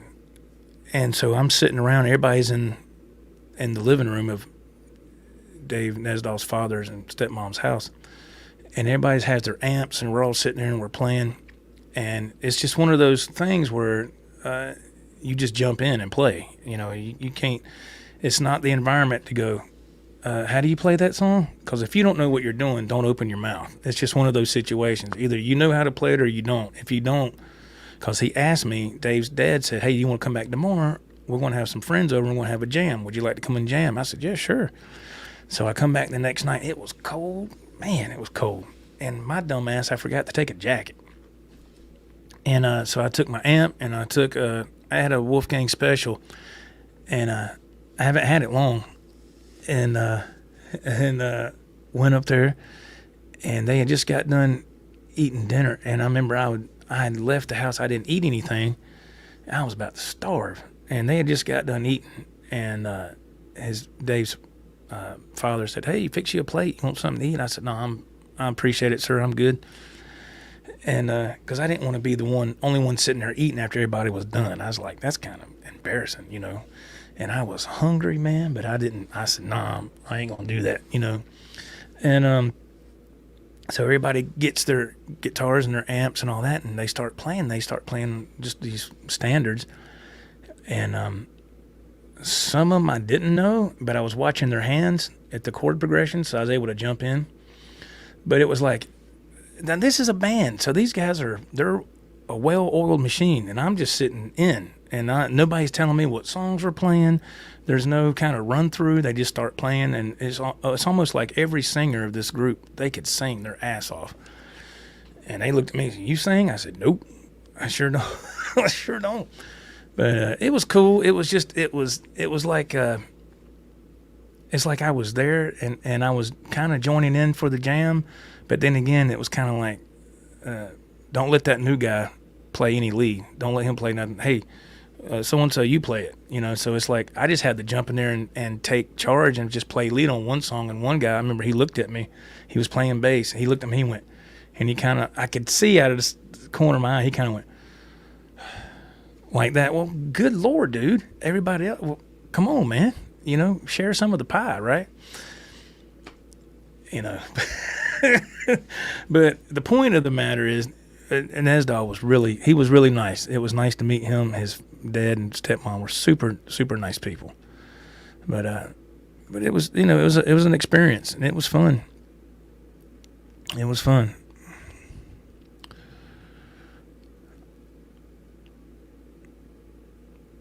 Let's see. That was a long story, wasn't it? Didn't mean for it to be that long.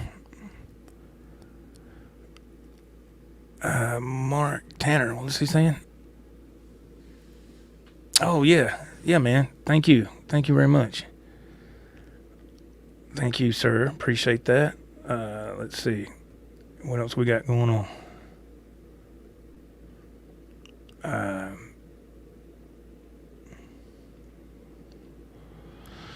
Yeah, so you've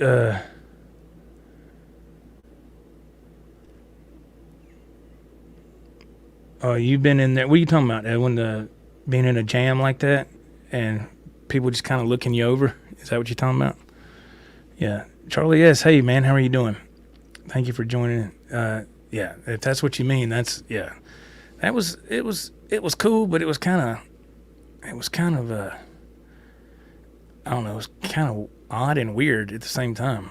You know, I wasn't expecting a whole band to be there. I thought it was just going to be a couple of guys, and you know, just sitting around jamming or whatever. I didn't know a freaking band was going to be there, and I was like, well, this is it kind of felt like a setup in a way, like, you know, hey, let's invite this guy back tomorrow. This guy being me, and let's see how he handles himself. You know, and that could be totally way off base. But that's just the impression I got. I was like, no, wait a minute now. That's like putting somebody out there that's likes to play basketball, but the guys that you're playing on the court with on the other team are NBA professionals, and I'm just a dude who just likes to shoot hoops once in a while, you know. But oh, thank you, Bozeek, man. Thank you so much for the super chat, man. Bozeek with the super chat. Thank you so much, man. A little super chat because it's a good show. Thank you, man. You didn't have to do that. Thank you. Thank you very much. Very kind of you, sir. Thank you. Yeah. And like I say, I could be totally off base, you know, but I couldn't help but think that. Again, this was like 6 years ago, so you know, it was just oh, wait a minute now. The Falcro with a super chat. He says he will double down on that. Thank you, Falcro, for the super chat. Wow. Thank you, folks, so much. Thank you. Thank you. Thank you for supporting the channel. Thank you very much. Appreciate that. Oh, Edwin makes a great point here. Let's see. We used to have a blues bar open mic night, but open guitar too, kind of like that. I did that. I did an open mic once. Actually, when I was still in a band, the last band I was in, and I was talking about playing the Tele, and I did that once. And like I said, my job, I don't get to do hardly anything unless I'm on vacation or I'm not working that night, which is, you know, I don't get to do anything. Did that once, and that was a great experience. So it was. I went up there with the band I was with, like I said, and we played like 3 songs from our first set. We were a well-oiled machine at the time, so we got up there and played, and it was like, you know, I'm not trying to sound cocky, but we were good, man. We played 70s and 80s top 40. I mean, everybody in that band was good, and I was really fortunate to be in a band with those guys. They knew how to play their instruments, and I was like, man, I need to step up my game, you know, if I want to hang with these guys, you know. So so it was fun. Went to an open mic night that one time, and it was really fun. We jammed with different musicians, and the cool thing that I saw that night, all the musicians that were there to participate in the open mic jam, whatever, everybody was cool, man. Nobody was like a jerk. Everybody was complimentary to each other, and it was nice. It was really nice. I really enjoyed it. I wish I could do that more often. I would love to. That was a long time ago. I would love to be able to do that now.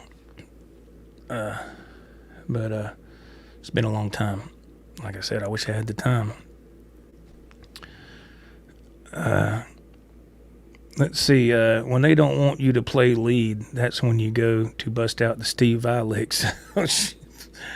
I wish I knew some Steve Vai licks. No, but I think, I don't know, man. I think also, because I took that Wolfgang special, and everybody else, again, this is just, man, I could be totally off base. But when you show up with an EVH Wolfgang special, I think sometimes people might look and go, who's he trying to be? You know, and I'm just being me. That's just the kind of guitar I like to play. I'm not trying to make a statement. But everybody else was playing like just regular Strats or a hollow body, you know, just stuff that isn't usually you don't see with the type of music that I like to play, which is cool. Everybody has their own taste. But hell, man, if I'm going to rock, I want to rock. I gotta have the right tool to do the job. I'm not going to be able to do that with a hollow body 335. You know, I gotta make it scream. That's just what I like. You know what I mean? With an Ibanez or something that's got a Floyd Rose and just what. And so maybe again, I'm just speculating here. This is a long time ago. The story I'm talking about, 6 years ago. But maybe they were kind of like, nah, don't give that dude the time of day. He's going to try to showboat. No, I wouldn't. I would never do that. Never do that. That's the wrong thing to do. I would never do that. Miss Janice, she says, what? I have been to at least 100 open jams. Wow. That's awesome. That's some great experience, too. That's great. Edwin, because he's got the gym. He says, yes, probably because of the looks I get, talking about it, Bozy. Steve Vilix. Yeah, Edwin's got the gym. See, I got the Jim Jr. Edwin's got the authentic Jim. But it's a beautiful guitar. Yeah, beautiful. But, hey, you know, I'm going to tell you, when I went to that open mic all those years ago, there was a guy that got up. Now, this is why they say don't judge a book by its cover, man. Don't do that. And that night, I'll be honest with you, I was guilty of doing that. This guy got up there, and he was playing a Stratocaster, a Carolina Blue color Strat. And the dude, he looked like I remember he had this blue jean jacket on. He wasn't dirty or nothing. He had this blue jean jacket on, had a ball cap. He had white hair, so he was an older gentleman. No, he wasn't like old, but he was, you know. And he kind of walked with he hunched over just a little, not much, just a little. And he carried his guitar up there, and he was going to play with another guy that was singing and this other guy that was playing a harmonica. So obviously they was doing like this little blues jam, right? And when that guy, the guitarist, I'm going to say at the time I was probably I was in my mid to late 30s. And this guy was he was probably in his early to mid 60s. Now, if I had to guess. And it just by the way he was walking, and he looked like he didn't have a lot of confidence. That's what I'm trying to get at. Not saying that you should, but it's just, I don't know. And I was like, my first impression, which is what you shouldn't do, I said, oh, that poor dude, man, he's going to get up here and he's going to try to play something. And I said, well, I hope it goes all right, you know, because by the looks of it, I was like, this is going to be a train wreck. That man got up there and he was playing, and he was just doing some basic kind of blues. And then when a little solo spot came, he went the hell off. And I went, what? You know? And that place erupted with applause when he was doing his little thing. And he just, you know, and me too. I stood up and was clapping, you know. I was like, damn, you know. So they got done. I stood up and I walked up to that gentleman and I shook his hand. I said, man, that was killer. And he was like, well, thank you very much. You know, he was real timid, you know, but, you know, he made that Strat sing, boy. And it was like, whoa, man. Let's see here. Let's go to the chat. The Foul Crow says, Joe, haha, I just did my first pinch harmonic, not very loud, and I only was able to repeat it once, but I did it. There you go, man. Congratulations. See, I told you. Way to go, Foul Crow. See? It's just one of those things that you have to mess with to understand it. Now that you're starting to get a better understanding of it, it'll get easier, you know. It took me I'm not kidding, it took me over a month to understand the logic behind that. And I was just like, okay, once you learn how to do a pinch harmonic, how do you do it where you get the different different pitches of the harmonic, if that makes any sense. You know, one's like real high, one's kind of low, and it just all depends on where you pick it on the string, you know. Well, good for you, man. That's awesome. That is awesome. Edwin Crane says he was reliving the Crossroads. You mean the movie Crossroads? Oh man, yeah. That's I mean, if you're a guitar player, let me rephrase that. If you're new at playing guitar and you've never seen the movie Crossroads with Ralph Macchio, I think it came out in what, Edwin? That movie came out what, 86, 85, 86? Go on Amazon Prime and or even YouTube and rent that movie. I've actually bought that movie in different formats over the years. And that movie is great. And it's got Steve Vai at the end, and they do this head-cutting duel between Ralph Macchio's character and Steve Vai, which his character is Jack Butler. He's works for the devil, you know what I mean? And what's his name? Ralph Macchio's character, his name is Eugene Martone, I think. And so you got to watch that movie. If you're new to playing guitar and you want to talk about some harmonics and stuff, Falcro, watch that movie. And plus, that's the first time I saw Steve Vai, you know. And I was like, who is that dude? And then when I saw Steve Vai in a David Lee Roth video, I was like, that's that guy from Crossroads. To me, it was a really cool deal, cool moment. The blues guys got it down. Yes, absolutely. Miss Janice Lala says she's going to play. She might be back. All right, Miss Lala, thank you for being here. Thank you. Hey, if you got time to play, go for it. Go for it. Steve Anderson says thumbs up from him. Thank you, man.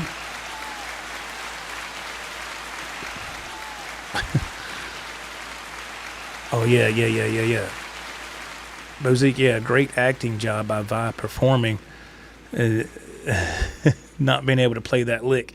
Yeah, and here's an inside scoop. You know, the classical part that what's his name plays at the end? Ralph Macchio's character? That classical part? That was actually done by Steve Vai. Steve Vai played that, and Ralph Macchio had to mimic that. Yeah. So, yeah, Steve Vai knew how to play that part because he originally did it. And the person that played all of Ralph Macchio's guitar parts, as far as the head-cutting duel, was Ry Cooder. Yeah, he's a famous slide player. Amazing. But, yeah, if you haven't never watched Crossroads, man, watch that movie. Yes, there you go, Bozique. That's correct. Yeah, Ry Cooder played a lot of Macchio stuff. I think to me now, this is I'm just throwing darts here, but I think the only time that Ralph Macchio actually plays the guitar in the movie is the pawn shop scene where they go in there and he's wanting to trade in his acoustic or whatever, and he wants to get the Tele, and he wants to get the pig nose amp, and he hooks up to pig nose amp and he plays this one little blues lick on the Tele, and you can tell he's actually playing that through that pig nose amp. If you just listen and watch, you can tell he's playing that because the way stuff is, the microphone, that's set up, the boom mic on the set, you can just tell he's playing that, and it's just a really small little lick. And I said, now he played that right there, and it sounded good. The vibrato and all that sounded great. Yes, absolutely. Edwin Crane says, I think you're right. about what? What's that? Ralph Macchio playing that lick. Rest in peace, EVH. Yes, we'll still think of you every day. Absolutely. Gone but not forgotten. That's right, Mr. Anderson. Correct. Yeah, no question about it. Eddie Van Halen, one of the most, if not the most famous guitar player of my generation, of my lifetime. Just absolutely incredible, When I first started getting into Eddie, that was it for me. I was like, I want to learn how to do some of that. I can't do it all, but if I could just learn a couple of little tricks that he does, I'll be satisfied. And so I did. Now, there's some people that can play his stuff note for note, and my hat's off to them. I can't do that. But I'm still a huge fan of his style. The biggest thing I'm trying to do now is try to incorporate more of me, if I can. That's what's tricky. Just be yourself. It took me a long time to realize that, really. I heard he actually learned a little bit for the movie. I don't know if he still plays. Talking about Ralph Macchio for the movie Crossroads. Is that right? Let's see. Michael J. Fox actually learned after Back to the Future. Well, you could see, look, here's the thing. Michael J. Fox knew how to play guitar when he was in Back to the Future. And here's how you can tell. You can just look at, when you've been playing guitar for a while, you can look at somebody's hands and you can tell if their hands are comfortable on the guitar. They're not tense. They're not, like they don't, you can tell, I can tell if the person knows what they're doing, if their hands feel at home on the fretboard. Michael J. Fox, he knew how to play. If you look at him doing the chords for Johnny B. Good, he's playing in the proper spots that song is played in was that the key of B? And I play it in the key of A. So, because it's just easier for me to play it there. But that song was actually done in the key of B. Chuck Berry wrote it in the key of B, I think. But you can see Michael J. Fox actually doing the proper chords for that. So he knew how to play. But I did hear him in an interview saying that he mimicked the guitar parts on the Johnny B. Good. He didn't play it, but he mimicked it. He did a damn good job of mimicking that part. That's what I remember. Could be wrong, but that's just what I remember. What is this? The Foul Crow. This is a movie called Crossroads. I've never heard of it. I must go find this. Yes. Yeah, like I said, since you just started playing guitar, man, and if you like, you like rock music and stuff like, 70s and 80s and stuff, you got to check it out. It's really, it's kind of dated. And like I said, it came out in like 85, 86. Oh, Edwin, I know what you're talking about now. Yeah. Check out that movie, man. Yeah. Yeah, check it out, yeah. Hey, man, the dog puzz in the house. What's going on, man? How are you doing? Michael J. Fox is a real cool dude. I've always enjoyed Michael J. Fox's acting. I've always enjoyed it, always. He seems like he's a down-to-earth guy. I always loved Family Ties when I was younger, when I was a young teenager. That'd be one of the shows I'd watch if I was homesick from school. I'd watch Family Ties or all those 80s shows when I was a kid. Facts of Life, all that stuff. Different Strokes, all that stuff, man. Yeah, here we go. It's Bozique chimes in. He says, "Hey, Falcro, the movie is basically a retelling of the legend." The blues legend, Robert Johnson, that sold his soul to the devil. The movie is remembered for the guitar duel at the end between Steve Vai and Ralph Macchio. Yeah, that's what, I mean, you can see that clip on YouTube, but man, watch the movie. The movie, the movie is really good. It's really, really good.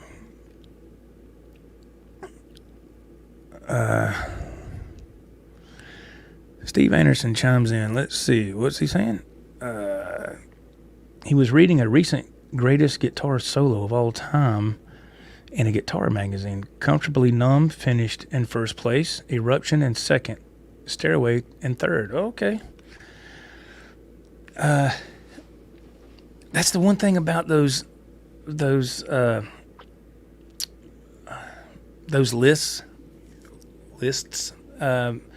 You know, the people that work for the magazine compose those lists, and that's their opinion. Mine's going to be different from the magazine. I really don't pay attention to those that much because, I mean, there's so many. It's kind of like Comfortably Numb and Eruption. That's like two different plateaus, in my opinion. It just depends. I mean, I don't know. I mean, Eruption is incredible. It's incredible. Comfortably Numb, incredible solo, man. Stairway to Heaven, incredible. So it's kind of hard to me, it's kind of hard to say which is better than the other. It's kind of, man, they're all fantastic. But that's interesting, though. Thank you for sharing that, Steve. That is interesting.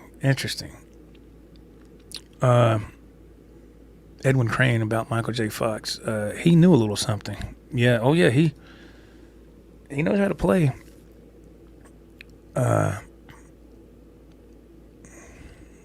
The Dog Post says he was an assistant online editor on the first season of Spin City. Oh, okay, that's cool, man. I never watched that show. I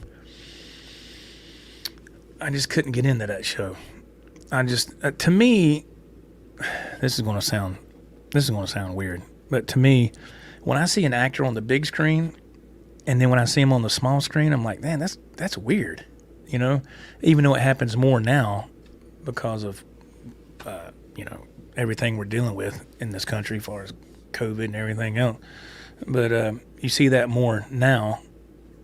But yeah, when I saw him on a TV show, which is weird because he was on TV, like I said, Family Ties, and then he went to the big screen and he came back to the small screen. But I just couldn't get into that show.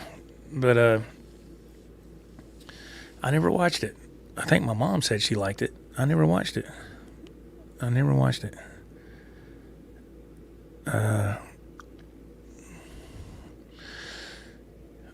Edwin Crane says, now I got to look at the credits for Spin City. Used to love that show. Yeah, like I said, I never really gave it a chance, to be fair. I kind of watched a few seconds of it and I was like, what is this? You know, but yeah, I don't know, man. Assistant online editor never gets credits. Oh, man. That's messed up. You should have, man. I mean, if you were help make that show, you know, gave your contribution, you would think. I don't know. I don't know how that works really as far as the credit aspect goes. Edwin Crane, what's the one hard rock he plays then takes you out of your head? What? I'm kind of lost there. Edwin, can you type that again? I think you might have had a autocorrect or left out a word or two. I'm kind of lost. And then we'll read it again. The Dog Post says, Family Ties too. Stuff trickles down in production. Everyone dug him. Yeah, I've always enjoyed him. Always.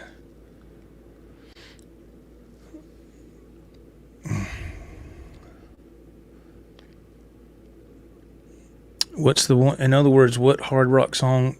The hard rock song that I hear that takes me out of my head? Is that what you're asking me? The one song that I hear that just blows my mind or whatever? Is that pretty much what you're saying? A hard rock song, if that's what you're saying. Oh my God, there's so many.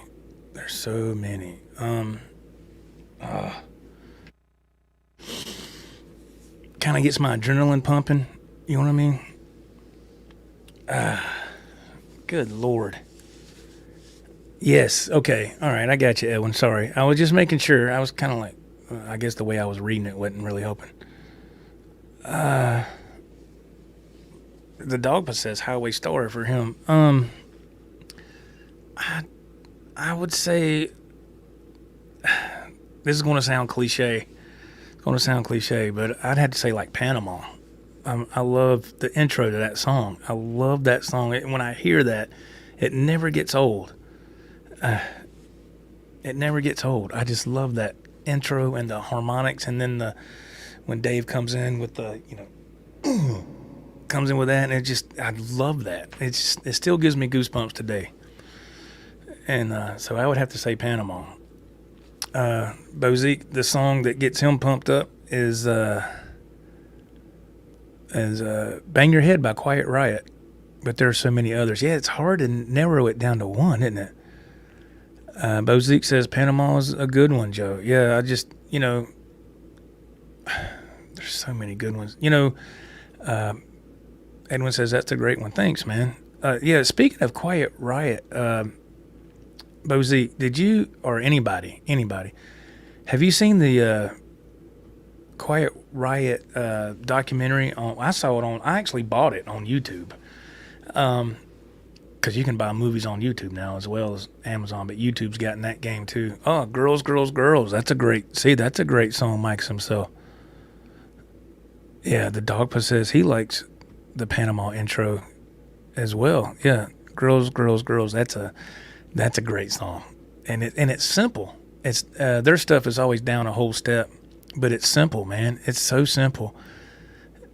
Yeah, that's a great song.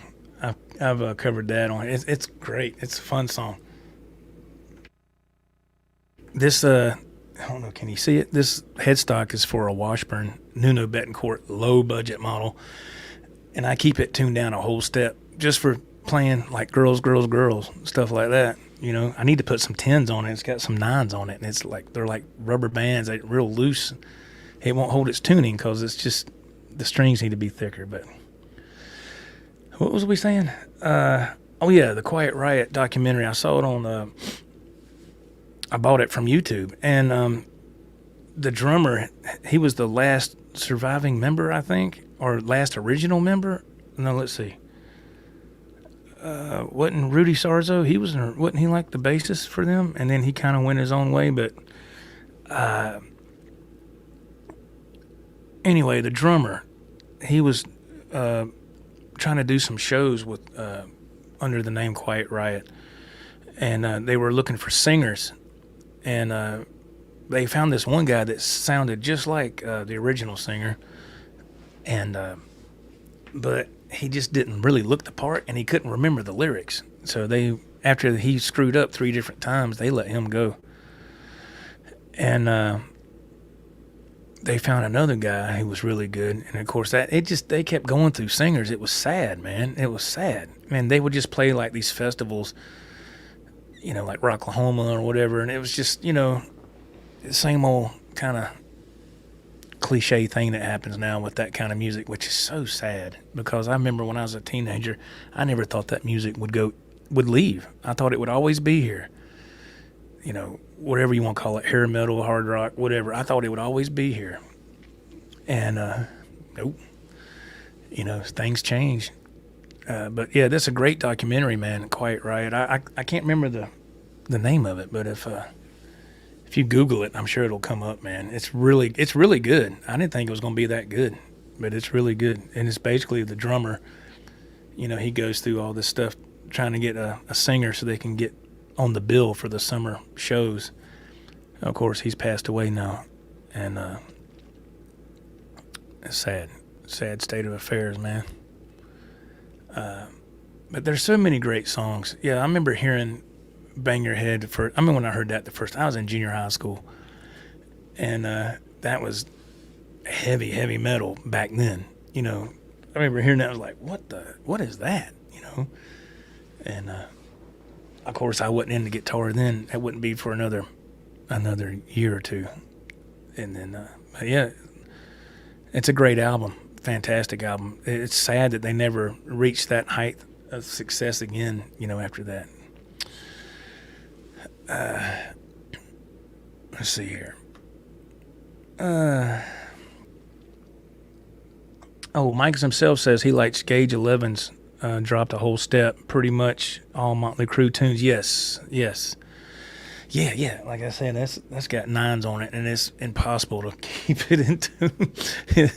It's real easy to do your vibrato and stuff because there's hardly no tension, but I need to put some 10s on it at least, since it's tuned down a whole step. Very sad, Edwin says. Yeah, the about that documentary and that stuff like that, and the music changing. Yeah, it's yeah. Isn't that something, man, with a band that has like a one-hit wonder, and they never could hit that pinnacle again? God, but I guess it's better to have a one-hit wonder than no hit at all. I mean, would you take the one-hit wonder being known for that? I would, because if you played your cards right back then and you had the rights to that song and you didn't sell the rights, you'd be mega rich today. Just look at Steve Miller, man. He's making $1 gazillion a year, man.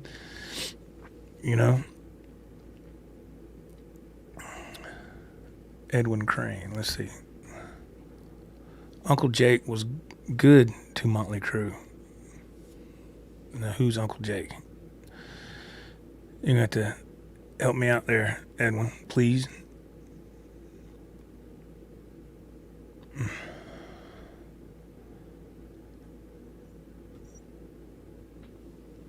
Oh, yeah, absolutely. See, that's what I say. I would definitely take a one-hit wonder as long as I had publishing, yeah. Because, I mean, yeah. Okay. Oh, man. Yeah, that publishing, it can be something.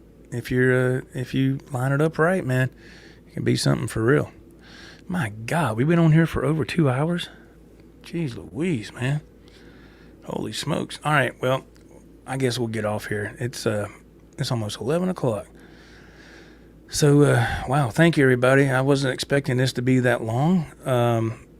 Thank you so much for participating in the chat. Thank you for the super chats, the Falcro and Bozique.